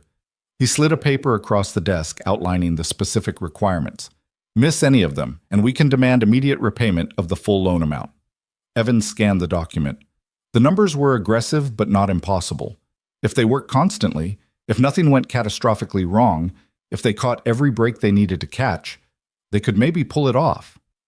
This is designed to fail, Margaret said quietly. This is designed to protect the bank's investment, Thomas corrected. The Heartwood Inn is a risk, Mrs. Cole, a significant one. These milestones ensure that if the project isn't viable, we can minimize losses before the situation becomes completely unsalvageable. And if we agree to these terms, then I can have the paperwork ready by Monday. The foreclosure will be halted, the trust will maintain its structure with you as active trustee, and you'll have the working capital to begin renovations. Thomas folded his hands. But understand, this isn't a blank check. Every dollar will be accounted for. Every milestone will be verified. And if Landon challenges this in court, if he can prove fraud or misrepresentation, the bank will immediately call the loan and pursue legal action against both of you. The threat was clear. They were gambling with everything, the inn, their finances, potentially their freedom if Landon could make a fraud case stick. Evan looked at Margaret. She was pale but composed, her jaw set with determination. Can we have a moment to discuss? Evan asked. Thomas nodded and stepped out of the office, closing the door behind him with a soft click. The moment he was gone, Margaret turned to Evan. This is insane. The milestones are nearly impossible, and if Landon finds any way to prove we married for financial gain, he won't, Evan said, because we're not going to give him ammunition. We're going to be the most convincingly married couple in Ridgemont history. Evan, listen to me. He took both her hands. Yes, this is risky. Yes, the milestones are aggressive. But this is the shot we have. Right here, right now. We can take it and fight, or we can walk away and let Landon win. What do you want to do? She closed her eyes, and when she opened them again, they were bright with unshed tears. I want to fight. Then we fight. Thomas returned a moment later, and they gave him their answer. The paperwork took 2 hours. Signatures on what felt like 100 different pages, initials on disclosures and waivers, acknowledgments of risk and responsibility. With each signature, Evan felt the weight of their decision settling deeper into his bones. Finally, Thomas gathered the documents and stood. Welcome to Pacific First Bank, Mr. and Mrs. Cole. I'll be monitoring your progress personally. Don't make me regret this. We won't, Margaret promised. They walked out of the bank into late afternoon sunshine, and Evan felt Margaret sag against him the moment they were out of view of the windows. We did it, she whispered. We actually did it. First milestone in 12 months, Evan said, looking at the copy of their loan agreement. We need to have 4 rooms fully renovated and booked at least twice. That's not much time. No, he agreed. It's not. His phone rang. His boss. Evan answered with a sense of dread. Cole, where the hell are you? Morrison's voice was irritated but not angry. You've got a site inspection at 4. Evan checked his watch. 3:30. I can make it. Give me 20 minutes. Make it 15. And Cole? Congratulations on the wedding, I guess. Heard it from 3 different people before you bothered to tell me yourself. Sorry, sir. It was sudden. So I gathered. Just don't let it affect your work. We've got deadlines. Understood. He hung up and turned to Margaret. I have to go. Work emergency. Of course. She straightened, pulling herself together. I should get back anyway. Start figuring out where to even begin with the inn. They drove back to the apartment in Evan's truck, and for the first time since the courthouse, the silence between them felt comfortable rather than awkward. Thank you, Margaret said as he pulled into the parking lot, for what you said in there, about the right person showing up when you least expect it. I meant it, Evan said, and realized with some surprise that he did. She leaned over and kissed him, not on the cheek this time, but on the lips, soft and warm and deliberate. When she pulled back, her cheeks were flushed. For luck, she said, for both of us. Then she was out of the truck and heading into the apartment building, leaving Evan sitting in his idling truck with the ghost of her kiss still tingling on his lips, and the strangest feeling that somewhere in the past week, this fake marriage had started becoming something dangerously real. He made it to the site inspection with 2 minutes to spare. That night, after Lucy was asleep and the apartment had settled into quiet, Evan found Margaret at the kitchen table surrounded by sketches and floor plans of the inn. Planning the attack, he asked, pouring himself coffee, even though it was almost 10. Trying to figure out which rooms to prioritize. The bridal suite would make sense, highest revenue potential, but it needs the most work, whereas the corner rooms on the second floor are smaller but structurally sound. She rubbed her temples. I don't know what I'm doing. Yes, you do, Evan said, sitting beside her. You're making smart strategic decisions. Here, let me see. They bent over the plans together, and Evan felt the easy collaboration that had been building between them. He pointed out structural considerations she'd missed. She explained the historical details that needed preservation. Together, they started mapping out a renovation sequence that balanced practicality with sentiment. If we do the corner rooms first, Evan said, sketching modifications on a notepad, I can handle most of the electrical and plumbing myself on weekends, save on contractor costs. Then we hire out for the specialty work, plastering, finish carpentry, that kind of thing. How many weekends are we talking? For 2 rooms? Maybe 12 if everything goes perfectly. 18 realistically. That puts us at 6 months minimum before we can even think about taking bookings, which leaves us 6 months to furnish, market, and actually book the rooms. Evan ran the numbers in his head. Tight, but doable. Margaret leaned back in her chair, studying him. You're really committing to this, aren't you? This isn't just talk. I don't do things halfway, Evan said, especially not when my name is on a loan document. That's the only reason? He met her eyes, and the question hung between them with all its implications. Why was he doing this? For the loan? For some misguided sense of heroism? Or because somewhere in the chaos of courthouse weddings and moving boxes and bank meetings, he'd started to care about this woman and her impossible dream? Ask me again in 6 months, he said finally, when we know if this is going to work. She smiled, sad and hopeful at once. Deal. They worked until past midnight, planning and scheming and building a strategy from nothing but determination and borrowed money. When Margaret finally called it a night, Evan walked her to the bedroom door again, that strange ritual of married strangers navigating shared space. Evan, she said, pausing in the doorway, when you kissed me in the truck, was that just for show? He thought about lying, about keeping the safe distance that would make the eventual separation easier, but Margaret had asked him to be honest, and honest was what she deserved. No, he said, that was real. She smiled, soft and genuine, and disappeared into the bedroom. Evan settled onto his couch, staring at ceiling that he could now map from memory, and tried to understand what was happening to him. A week ago, his life had been simple, difficult, exhausting, financially precarious, but simple. He'd had his daughter, his job, his routine. Now he had a wife, a crumbling inn, alone with impossible milestones, and feelings he absolutely did not have time or permission to be developing. His phone buzzed with a text from an unknown number. Enjoy your fraudulent marriage while it lasts. I have lawyers reviewing every document you signed, every lie you told. When I'm done, you'll wish you'd never heard the name Hale. L. Landon. Of course. Evan deleted the message without responding. Let him send lawyers. Let him file motions and make threats. Evan had fought harder battles than entitled rich men who were used to getting their way. Another text, this one from his mother. Sunday dinner, both of you. No excuses. 6 p.m.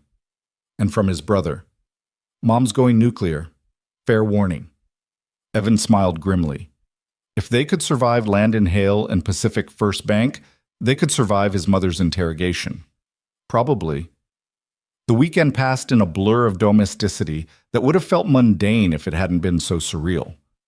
Margaret learned Lucy's breakfast preferences. Evan made room in his closet for Margaret's clothes. They established routines: who made coffee, who handled dishes, how to navigate a bathroom with only one shower and two adults trying to get ready in the morning. Saturday afternoon, Evan took Margaret out, not for any practical reason, but because he'd realized that if they were going to convince the world their marriage was real, they needed to actually be seen together, as a couple, in public. Lucy stayed with Mrs. Chen, who'd practically pushed them out the door with instructions to act like newlyweds for heaven's sake. Evan took Margaret to Marco's, the nicest restaurant in Ridgemont, the kind of place where everyone knew everyone and gossip spread faster than wildfire. They sat at a table by the window, ordered wine they couldn't afford, and played the part. "Tell me something real," Margaret said after their appetizers arrived. "Something not on any loan application or marriage certificate. Something true about Evan Cole." He considered the question, swirling wine in his glass. "I wanted to be an architect when I was young. I used to draw buildings, imagine spaces, think about how design could make people's lives better." "Why didn't you?" "Architecture school is expensive, engineering paid better, had better job security. When Lucy's mom got pregnant, stable income mattered more than dreams." He took a sip of wine. "I don't regret it, but sometimes I wonder what I would have designed." "You're designing now," Margaret said, "with the inn. Those renovation plans, the way you think about space and flow and function, that's architecture." "Maybe," he allowed. "What about you? What did Margaret Hale want to be before the inn became her entire life?" She was quiet for a moment, and he thought she might not answer. Then she said softly, "A teacher. Literature, specifically. I wanted to share stories with kids, help them see themselves in books." She smiled sadly. "My mother needed help with the inn when I was 22. It was supposed to be temporary, just a year or two. Then she got sick, and by the time she died, the inn was all I knew." "You could still teach." "Maybe, after we save it. After Landon is dealt with. After we prove that preservation matters more than profit." She reached across the table and took his hand. "Thank you for helping me try." The gesture was for show. Half the restaurant was watching them, but the gratitude in her eyes was real. They talked through dinner, and Evan found himself enjoying her company in ways that had nothing to do with legal arrangements or financial necessity. She was funny when she let her guard down, with a dry wit that caught him off guard. She was smart, not just book smart, but practically intelligent in ways that reminded him why she'd survived this long fighting Landon alone. After dinner, as they walked back to his truck, Evan noticed a couple watching them from across the street. The woman whispered something to her companion, and both smiled. "We're being evaluated," Margaret murmured. "Let's give them something to talk about," Evan said, and pulled her close. This kiss was different from the quick press of lips in the truck.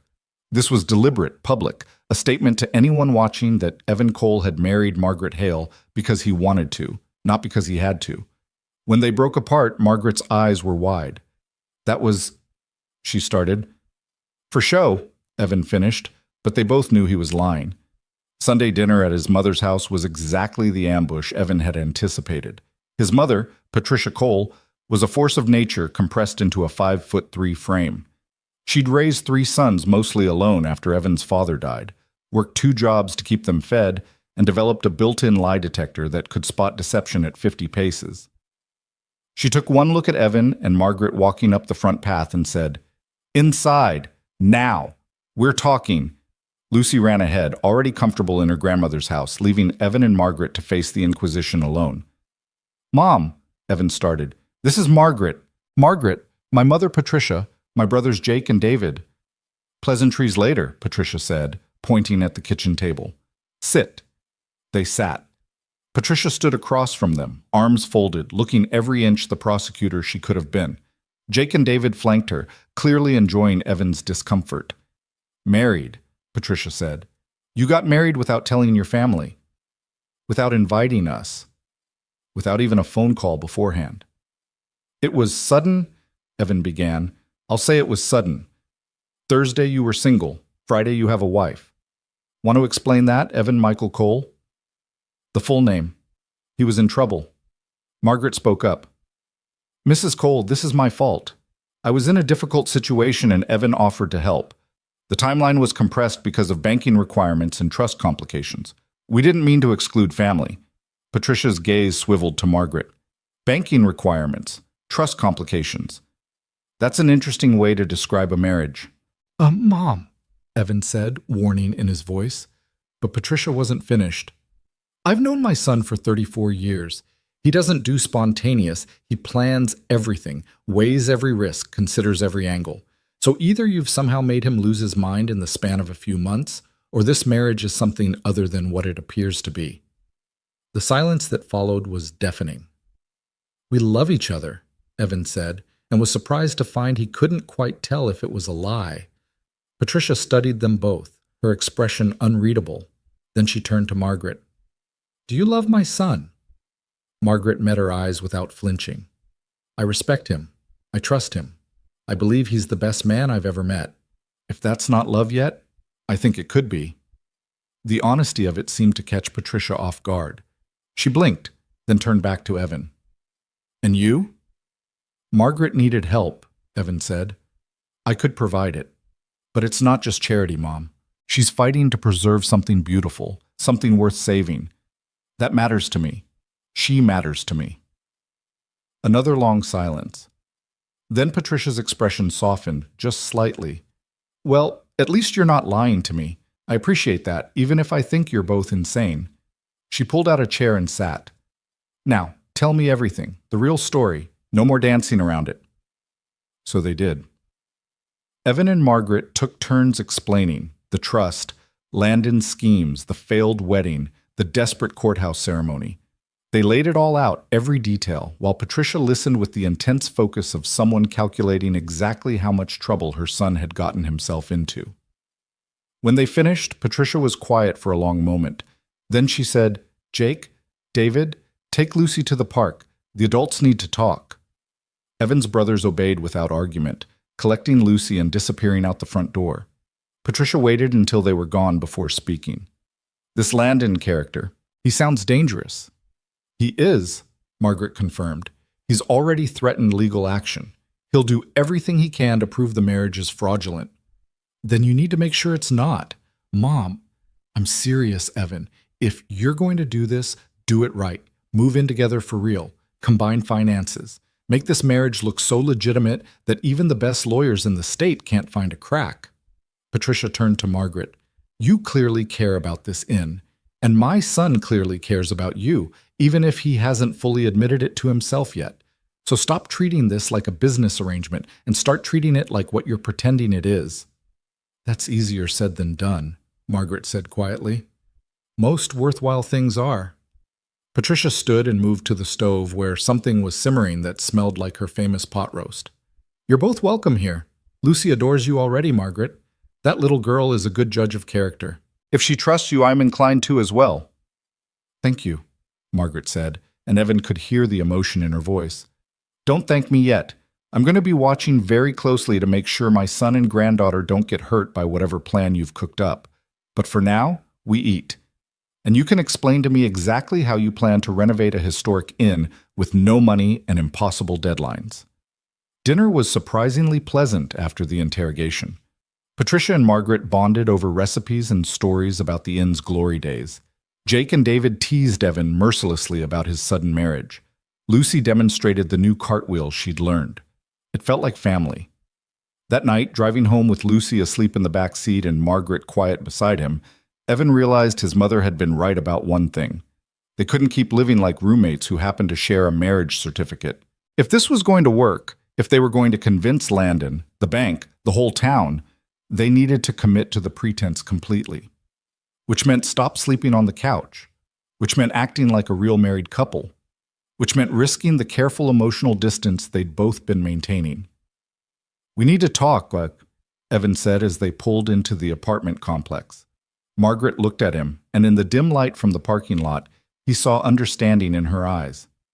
I know, she said. I've been thinking the same thing.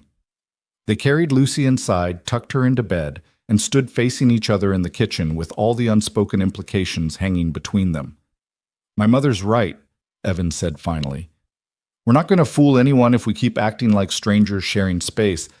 We need to actually live like we're married. What does that mean to you? Margaret asked carefully.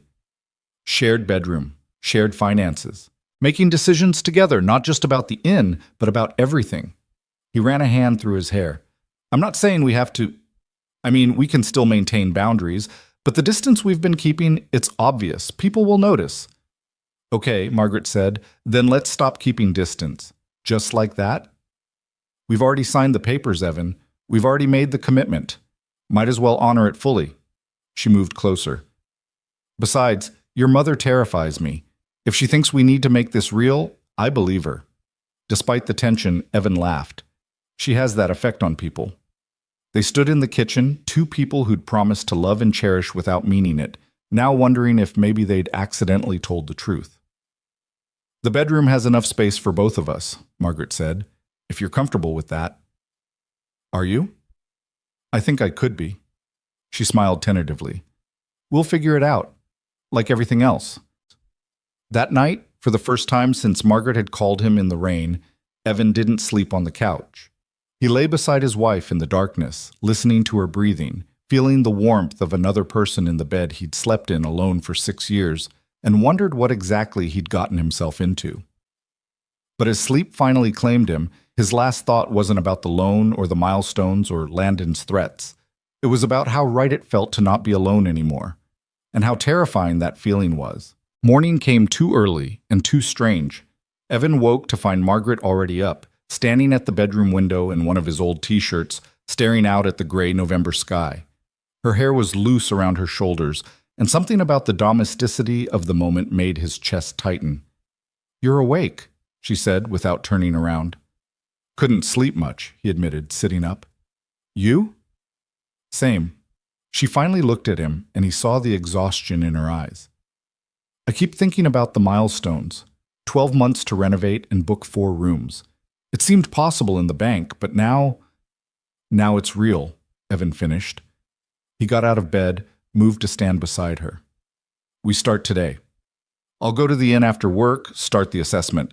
You handle the legal side, make sure Landon can't find any loopholes to exploit. He filed the motion, Margaret said quietly. My lawyer called yesterday while you were at your mother's. Emergency hearing scheduled for Wednesday to freeze trust assets pending fraud investigation. Evan's jaw clenched. 3 days. 3 days to prove our marriage is legitimate, or everything we just accomplished with the bank becomes meaningless. She turned to face him fully. Evan, if we lose Wednesday, the refinancing approval won't matter. Landon will get control of the trust, and the first thing he'll do is call the loan. Then we don't lose Wednesday. He took her hands. What does your lawyer need? Evidence of a real marriage, joint bank account, combined addresses on official documents, witnesses who can testify we're actually living as husband and wife. Margaret's voice cracked slightly. We have 72 hours to build a paper trail that most couples take months to establish. Then we'd better get started. They moved through that Monday with military precision. Evan took a personal day from work, and together they attacked the problem systematically. First stop was the bank, where they opened a joint checking account and transferred funds from both their individual accounts. The banker who helped them was the same woman who'd served them ice cream at Rosie's Diner, and her knowing smile told Evan the gossip mill was working in their favor. Congratulations again, she said, processing the paperwork. My daughter wants to book the Heartwood Inn for her wedding next fall. Any chance you'll be taking reservations by then? Margaret's expression shifted from stressed to hopeful in an instant. Absolutely. Give me your contact information. I'll make sure she's our first official booking. One potential customer, one witness who could testify they were actively planning the inn's future together. Next was the DMV, where Margaret changed her driver's license to reflect her new name and their shared address. The process took 2 hours of sitting in uncomfortable plastic chairs, but when Margaret finally received her new license with Margaret Cole printed on it, something shifted in the air between them. It's real now, she murmured, staring at the card. It's been real, Evan said. This just makes it official. They stopped for lunch at a cafe downtown, and Evan deliberately chose a table in the center of the room where they'd be visible to everyone. He reached across the table and took Margaret's hand, and when she smiled at him, he found himself smiling back without having to fake it. "People are watching," Margaret said softly. "Good. Let them watch. Let them see that Evan Cole is completely gone over his wife." "Are you?" The question was barely a whisper. Evan looked at her, really looked at her, at this woman who'd called him in desperation and trusted him with everything, who was fighting to preserve something beautiful against impossible odds, who'd somehow become essential to his life in less than 2 weeks. "Yeah," he said, and meant it. "I think I am."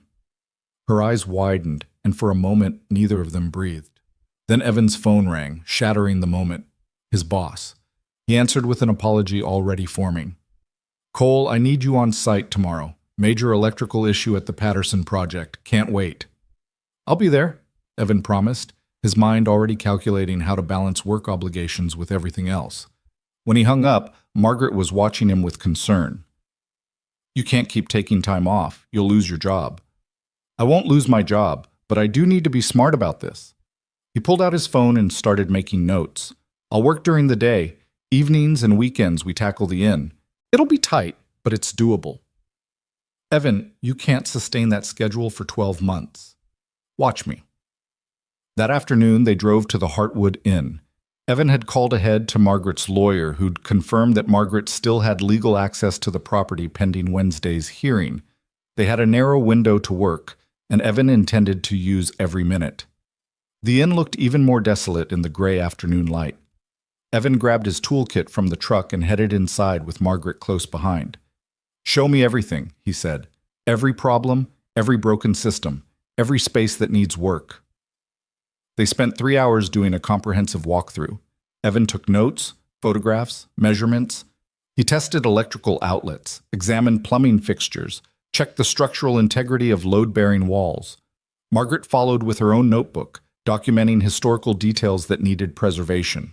"This crown molding is original," she said, running her hand along the intricate woodwork in what had been the main dining room.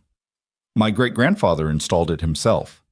"Then we preserve it," Evan said. "The renovation plan emphasizes historical accuracy. That's part of what makes this place special." They worked until the light failed, and by the time they locked up, Evan had a comprehensive list of everything that needed to happen. It was daunting, but not impossible. "We start with the 2 corner rooms on the 2nd floor," he said as they drove home.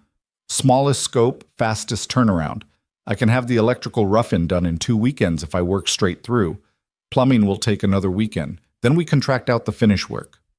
"That's 3 weekends of you working non-stop," Margaret said. "When do you sleep?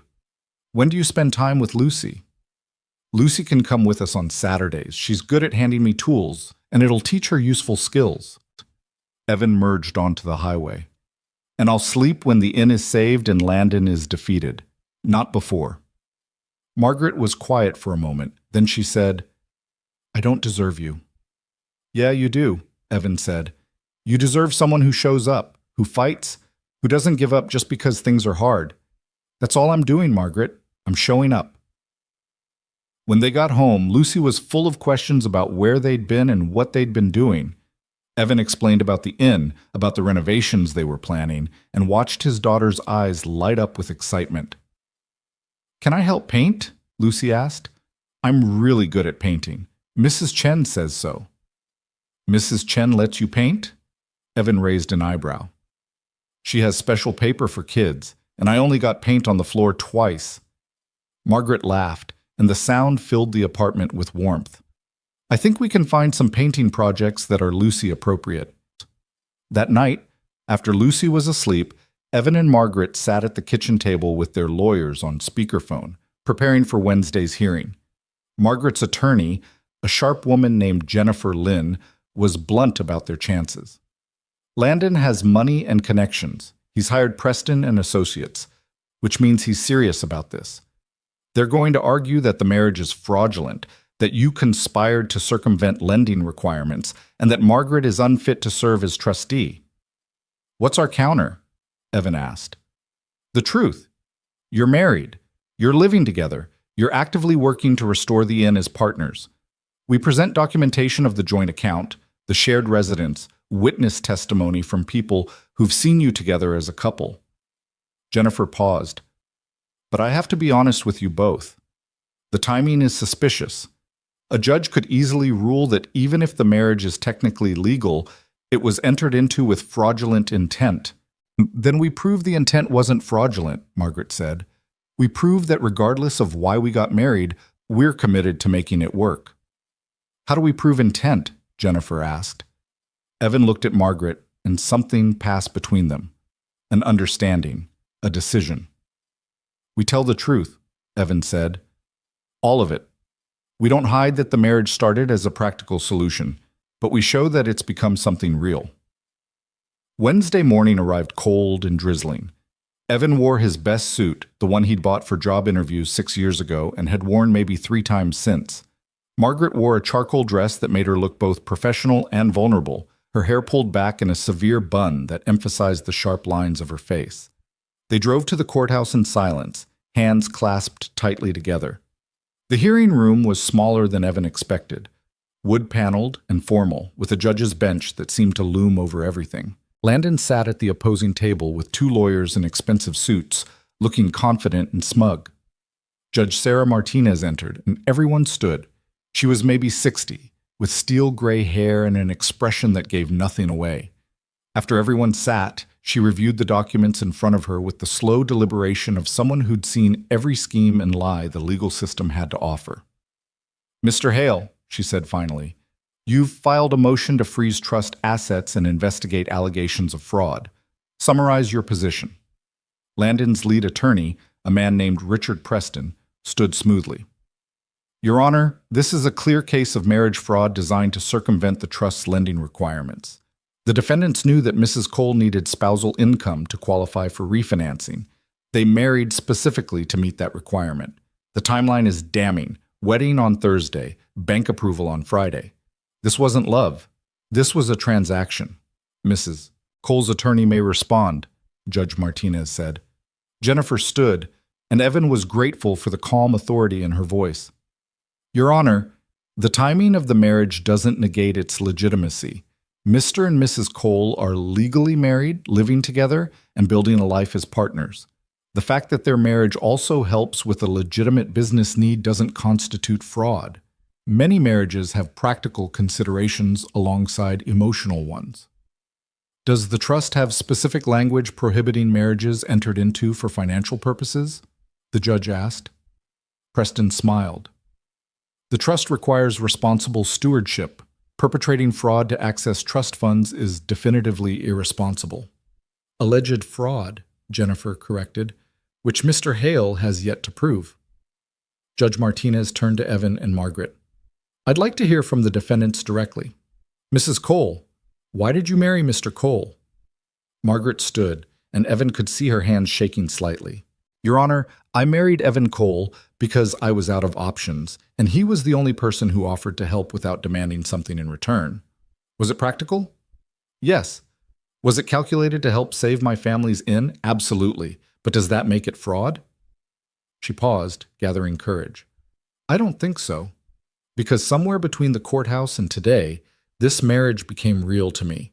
Evan is my partner, my friend, someone I trust completely. If that's not the foundation of a real marriage, I don't know what is. Mr. Cole, the judge prompted. Evan stood, feeling the weight of everyone's eyes on him. Your Honor, I'm a single father. I don't make decisions lightly, especially ones that affect my daughter. When Margaret needed help, I could have said no. Should have, probably. But I didn't because I saw someone fighting to preserve something beautiful, and I wanted to be part of that fight. He glanced at Landon. Her stepbrother has spent months trying to steal her inheritance through manipulation and legal traps. Margaret's only crime was refusing to be a victim. I'm proud to stand with her. Very touching, Preston said dryly. But the question remains, would this marriage have occurred without the financial motivation? Probably not, Evan admitted, and he heard Jennifer's sharp intake of breath. But that doesn't make it fake. My daughter's mother left when Lucy was 2. I spent 6 years building a life alone, convinced I didn't have room for a relationship. Margaret changed that. Not because she needed my credit score, but because she showed me what it means to fight for something that matters. Judge Martinez made a note. Mr. Hale, you've made serious allegations. Present your evidence. Preston produced documents showing the timeline. The failed wedding on Tuesday, Evan and Margaret's courthouse marriage on Thursday, the bank approval on Friday. He argued that the speed demonstrated premeditation and fraud. Jennifer countered with their joint bank statements, the changed driver's license, affidavits from Mrs. Chen and the banker at Rosie's Diner who'd witnessed them as a couple. The arguments went back and forth for over an hour, technical and exhausting. Evan watched Landon's face growing progressively more frustrated as Jennifer systematically dismantled each accusation. Finally, Judge Martinez called for a recess. I need 20 minutes to review the evidence. We'll reconvene for my ruling. They waited in the hallway, and Evan paced while Margaret sat rigidly on a bench, hands clasped in her lap. We did everything we could, Jennifer said quietly. Will it be enough? Margaret asked. I honestly don't know. When they returned to the courtroom, Judge Martinez looked tired. I've reviewed all evidence and testimony, she said. This is an unusual case. The marriage timeline is certainly suspicious. However, suspicion isn't proof. Mr. Hale has failed to demonstrate that the marriage was entered into with fraudulent intent. Yes, there are financial benefits to Mrs. Cole, but financial benefits don't automatically equal fraud, especially when the couple is clearly cohabiting and building a life together. Evan felt Margaret's hand find his under the table. However, the judge continued, I'm also not convinced this is the straightforward love match the defendants claim. Therefore, I'm issuing a conditional ruling. The trust assets will not be frozen at this time. Mrs. Cole retains her position as co-trustee. But I'm ordering a 90-day review period. At the end of 90 days, this court will reconvene to assess whether the marriage remains intact and whether Mrs. Cole has demonstrated responsible stewardship of the trust. Your Honor, Preston started to object. My ruling stands, counsel. 90 days. If in that time the marriage dissolves, or if there's evidence of mismanagement, Mr. Hale can refile his motion. Until then, the status quo remains. She banged her gavel. This hearing is adjourned. They walked out of the courthouse into weak afternoon sunshine, and Evan felt like he could finally breathe. We won, Margaret whispered. We survived, Evan corrected. We've got 90 days to prove this is real. It is real, Margaret said, turning to face him on the courthouse steps. Isn't it? Evan pulled her close, right there in front of everyone, and kissed her the way he'd wanted to kiss her since that moment in the truck. Not for show, not for witnesses, just because he wanted to. When they broke apart, Margaret was smiling. Yeah, Evan said. It's real. The next 3 months passed in a blur of work and renovations and slowly building something that felt like a family.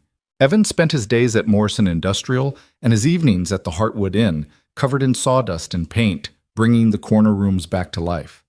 Margaret handled the business side, permits, insurance, marketing materials, booking inquiries. Lucy became a fixture at the inn on weekends, helping by holding tools and offering commentary on color choices.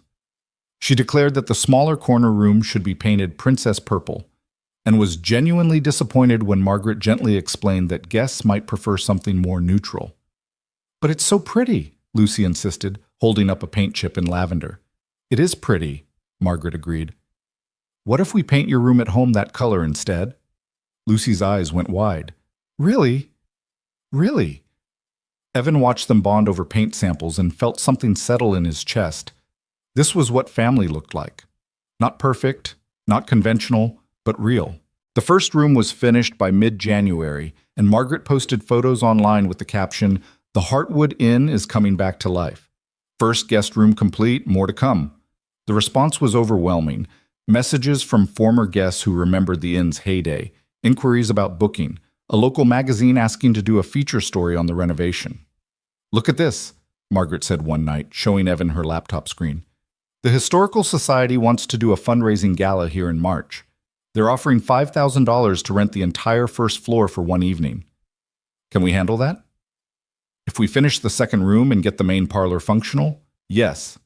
She was practically vibrating with excitement.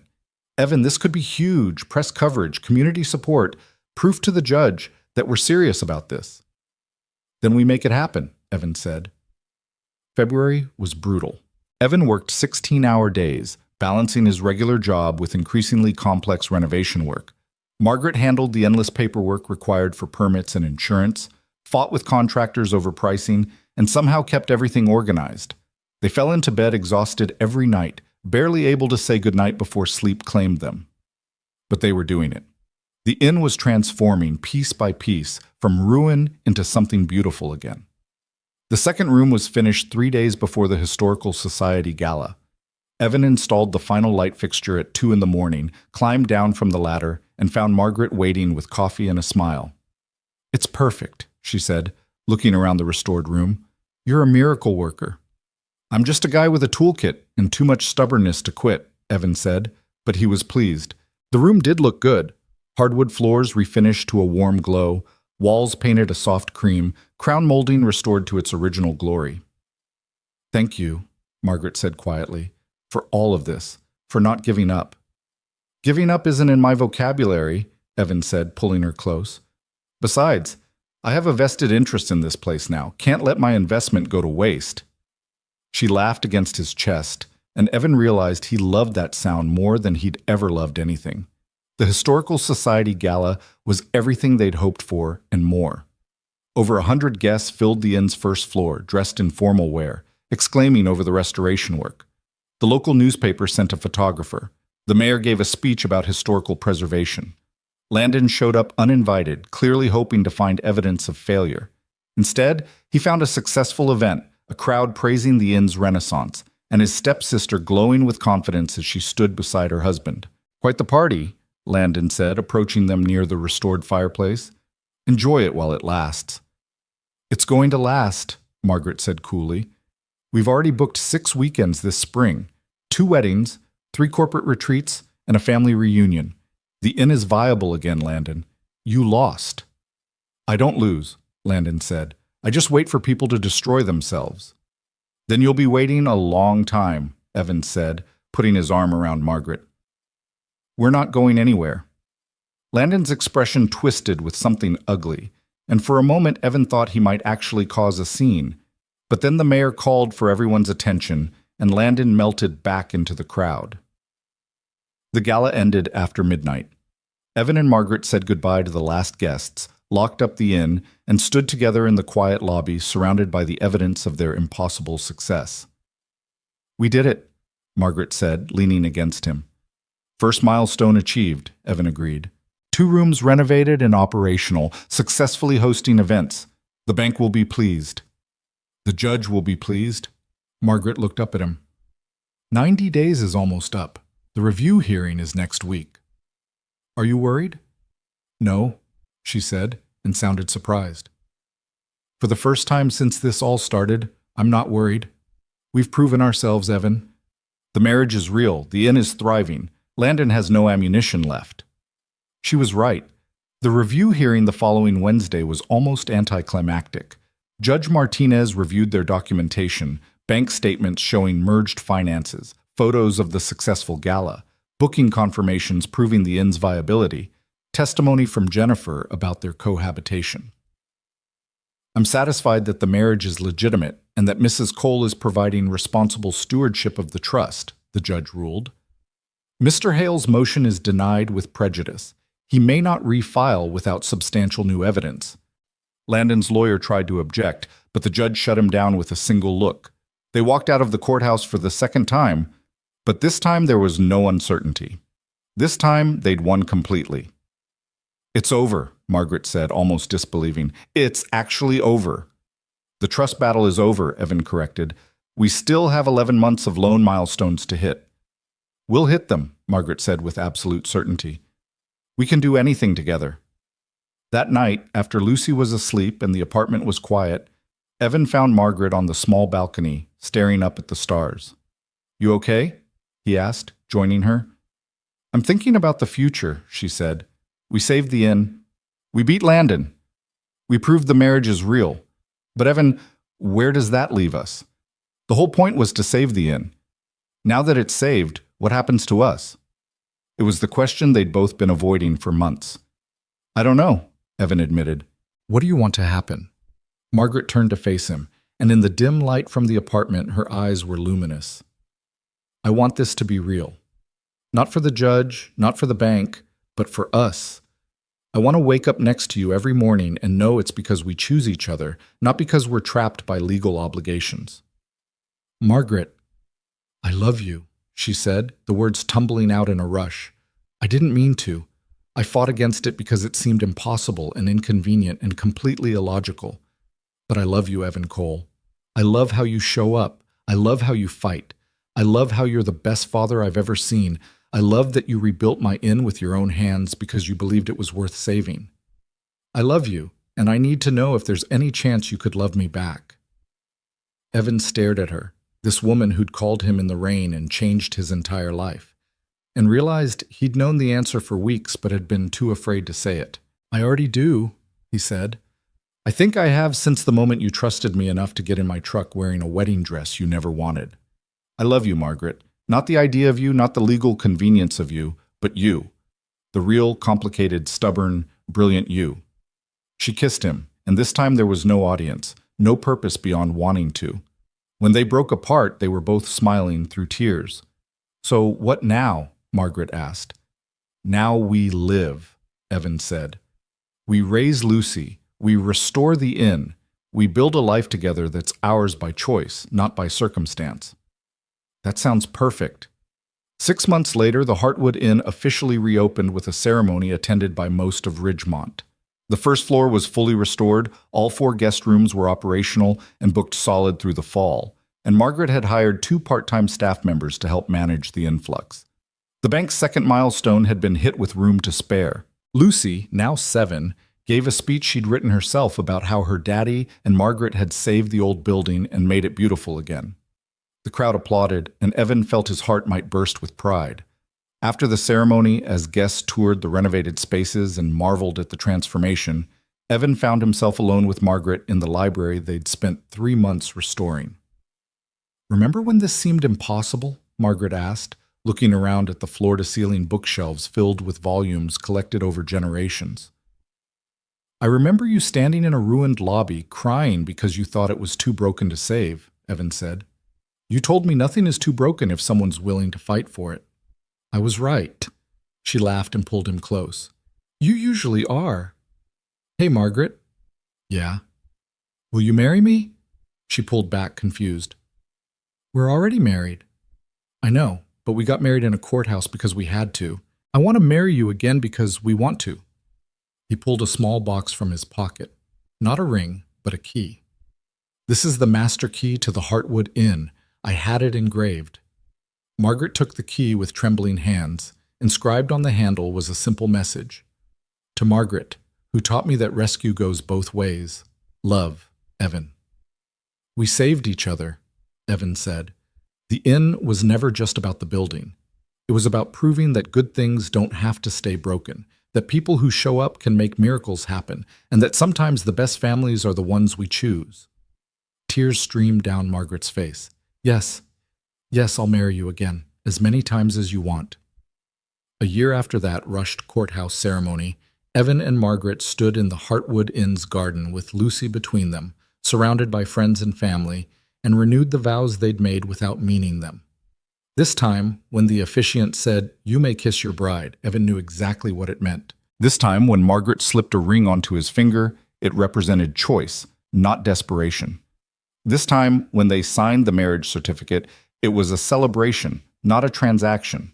Lucy, serving as flower girl and self-appointed ceremony director, applauded enthusiastically. Now you're really, really married, she declared, forever and ever. Forever and ever, Evan agreed, looking at his wife, his real wife, chosen and beloved and permanent. Landon didn't attend. He'd moved to Seattle 3 months earlier after the trust board formally censured him for his behavior. The Heartwood Inn was thriving, Margaret had been named sole trustee, and Landon had finally accepted that he'd lost. Patricia Cole, wiping away happy tears, hugged them both and whispered to Evan, "I knew from the start this was real. You just needed time to figure it out." "You're terrifying, Mom," Evan said affectionately. "I know. Now go dance with your wife." They danced in the garden as the sun set over the inn, surrounded by the people who'd supported them through the impossible, and Evan realized he'd never been happier. "Thank you," Margaret said, as they swayed to music provided by a local string quartet. "For what?" "For coming when I called, for not treating me like I was crazy, for building this life with me." "Thank you for calling," Evan said, "for trusting me, for being brave enough to wear that dress and ask for help. Best terrible decision I ever made," Margaret said with a smile. "Second best," Evan corrected, pulling her closer. "The best was deciding to make it real." Lucy ran up, tugging on Evan's jacket. "Daddy, can I dance too?" He scooped her up, settling her on his hip while still holding Margaret close, and the three of them danced together as the stars came out above the Heartwood Inn. A single father who'd learned that rescue wasn't weakness. A woman who'd fought to preserve beauty in a world that only valued profit. A daughter who'd gained a family she'd never expected. And an inn that had been saved by two people who'd married as strangers and stayed because they'd found something worth more than property or money or legal victories. They'd found each other. And in the end, that was the only thing that mattered. The Heartwood Inn's lights glowed warm against the gathering darkness, welcoming guests and celebrating love, a testament to what happens when someone shows up for someone else without counting the cost. Evan Cole had once joked about marrying Margaret Hale to help with her loan problem. He'd meant it as a throwaway line, the kind of thing exhausted people say to survive pressure. But standing in the garden of the inn they'd saved together, holding his wife and daughter, Evan understood the truth. He hadn't been joking. He'd been making a promise. And promises, when made by people who show up, have a way of becoming real.